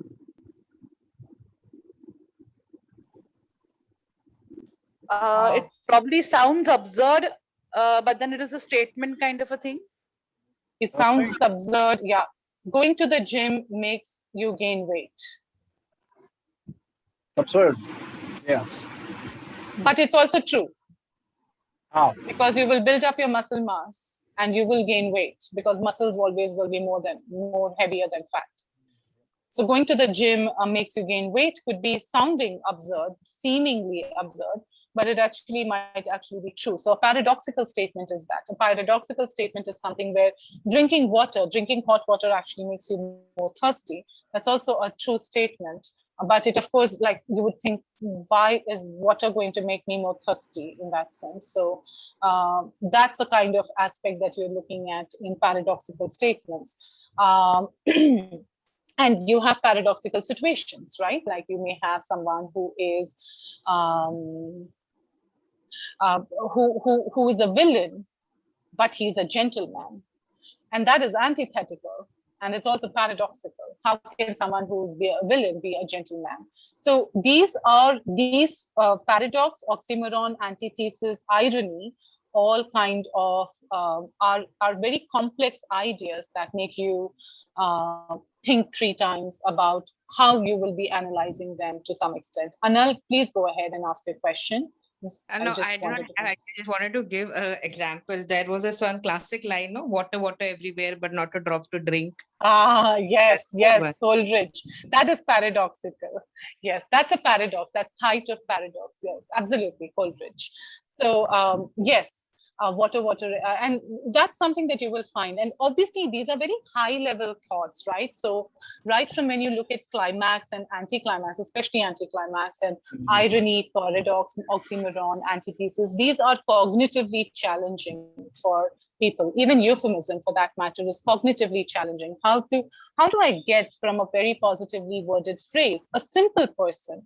When I say simple person, so a person who is naive is not going to understand. That is why for children we say he's sleeping, or he's resting, or he won't come right now. He's gone far away. Those are words that we say, and they don't associate it with death, right? Because they are not at that cognitive level to think in that kind of abstraction. And then as they grow older, they are able to. So also think through these as how they are used in real life and come through. So there could be questions that ask you the definition, like this is the definition given, which of this applies to the definition? That could be one of the ways that we test you on this. Or there could be a sentence given and we ask you which of the figure of speech is evident here, or which of the figure of speech is not evident here, either or, right? Because it could be that you have an antithesis, oxymoron, and an anticlimax in the same thing, and what it would not be is perhaps personification. So I'm just giving a random statement. I'm also very conscious it's 8:06, and Ritu has definitely had a long day. I've had a long day. We can have more questions, and definitely in the next class again. Please do lead it. But what I'm going to do in the next class is more focus on student-centric learning, and then take us through in the final class on Friday. Take us through a revision. But I hope that you've gone through materials, a little bit before they do all of that. So we kind of revisit clauses and phrases, but I also want to take us away from it and make you feel a lot more better, because these are things that you can absolutely do, can't you? You can definitely answer many of these questions if they are asked. Yes. What's the passing marks, miss? Oh God. Avi is obsessed with the marks in the exam. One question, ma'am. Yeah, please. I just wanted to know that the figures of speech that we have, there are a few more, I believe, like synecdoche, metonymy, tautology. So we are going to have these as well? In the, what is given in your book is primarily what you will have. Okay. And in the syllabus, there are very few that are given. So irony is given, metaphor, simile, repetition, rhythm. I have not yet touched rhythm. I will do that tomorrow. But I also am conscious that I can do some of these things along with student-centric reading. So as I said, I'm going to be trying and combining 2 or 3 topics together and not just give at one go. So you will have to kind of switch back and forth and say, this is topic 1, this is topic 4. But it is all related. It's all connected to each other. Yeah. So we'll do some of the more things tomorrow. Student-centric learning is what I'm going to be looking at. So you can look at your syllabus, and the last chapter I think is on student-centric learning. You can read through that if you want to have more doubts and questions. I will be doing one of the elements actually that is there in the text. But I'll also be doing another poem maybe that is not there in the text. So we'll also figure out how questions can be asked. Yeah. Ma'am, can you ask one question? See, in the semester 1, there are total 7 chapters, right? But unit wise, if we go to see, the topics has given, it is like for unit 1, foregrounding is there. Then they have classified Unit A, 4 B, is C. short notes. Unit 4 is basically short notes, which is your concept, which is I think your first and second chapter, if I'm not mistaken. Unit 2 is clauses and phrases analysis and linguistic analysis, which is the next 3 chapters. Clause analysis and phrase analysis, right? You have parts of speech? I can't remember right now, but I think so. Which we have, no ma'am. In that unit 1 is given foregrounding. Then unit 2 is a Lexis and syntax. Then unit 3 is a discourse analysis.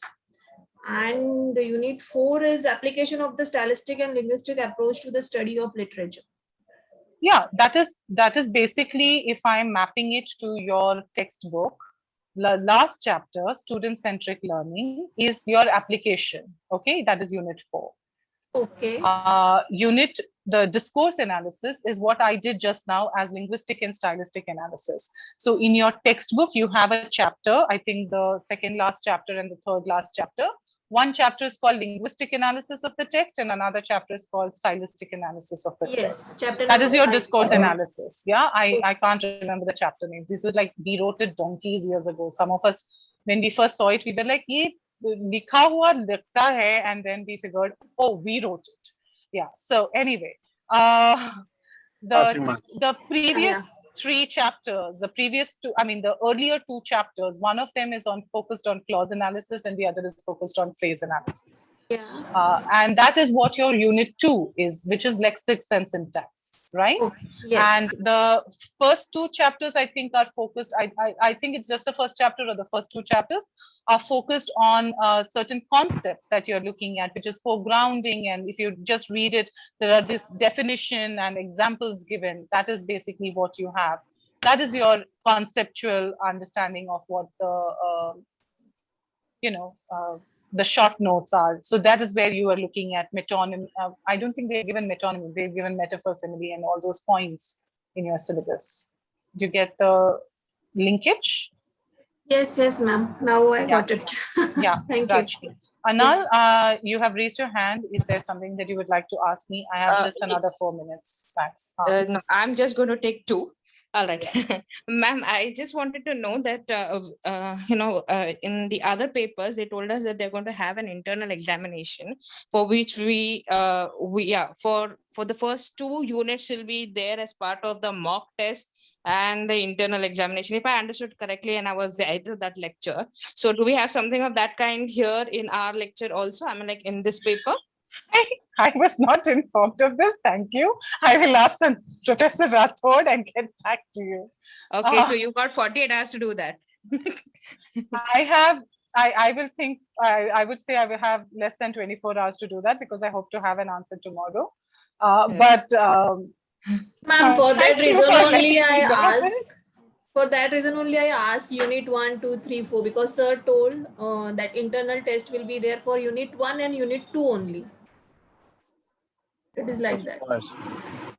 Yeah, I will definitely check with, thank you for letting me know, because I'll definitely check with Professor Rathod about this internal test that you're supposed to have, because we are following a semester pattern, I suppose. But that will be 20 marks MCQ only, ma'am. Yeah, I know there will be 20 marks MCQ. I'm just wondering, someone has to make those questions, which would end up being. So I need to know. And I was not doing this at, when are you going to have your internals? 1 minute. 18th, I think we are starting. August that 18th. one is our external examination. First will be external, ma'am. Afterwards will be internal. Timetable is not given. Only okay, then that's why I would not have been informed, because I will be told about it later. I guess they want to just release, our pain points slowly also. So anyway, yeah, unit 1 is short notes and unit 2 is your clauses and phrases analysis. That's what your unit 1 and 2 are. To just give you that as a point. For this paper, I'll just anyway confirm with Professor Rathod and then get back to you on this. Yeah. Yes, in 2 minutes. Passing marks. 40%. 40%. Oh my gosh. Yes, I didn't answer that point. 40%. 40% of not look at there are so many students who have got 90% and even 100%. Even then, this is a very scoring paper. Even when we did an open assessment, we did open assessments, right? So not open assessment, but the written exam. Even then, it was a very scoring paper. I'm not saying people did not fail. There are failures, of course, but it is also a very scoring paper for you to just, if you have practiced, if you have common sense, if you have confidence, but you should have practiced a bit, then you're able to score full marks in clause analysis and phrase analysis, etc. And from the exam point of view, this paper is, a lot of it is comprehension that you've done in school.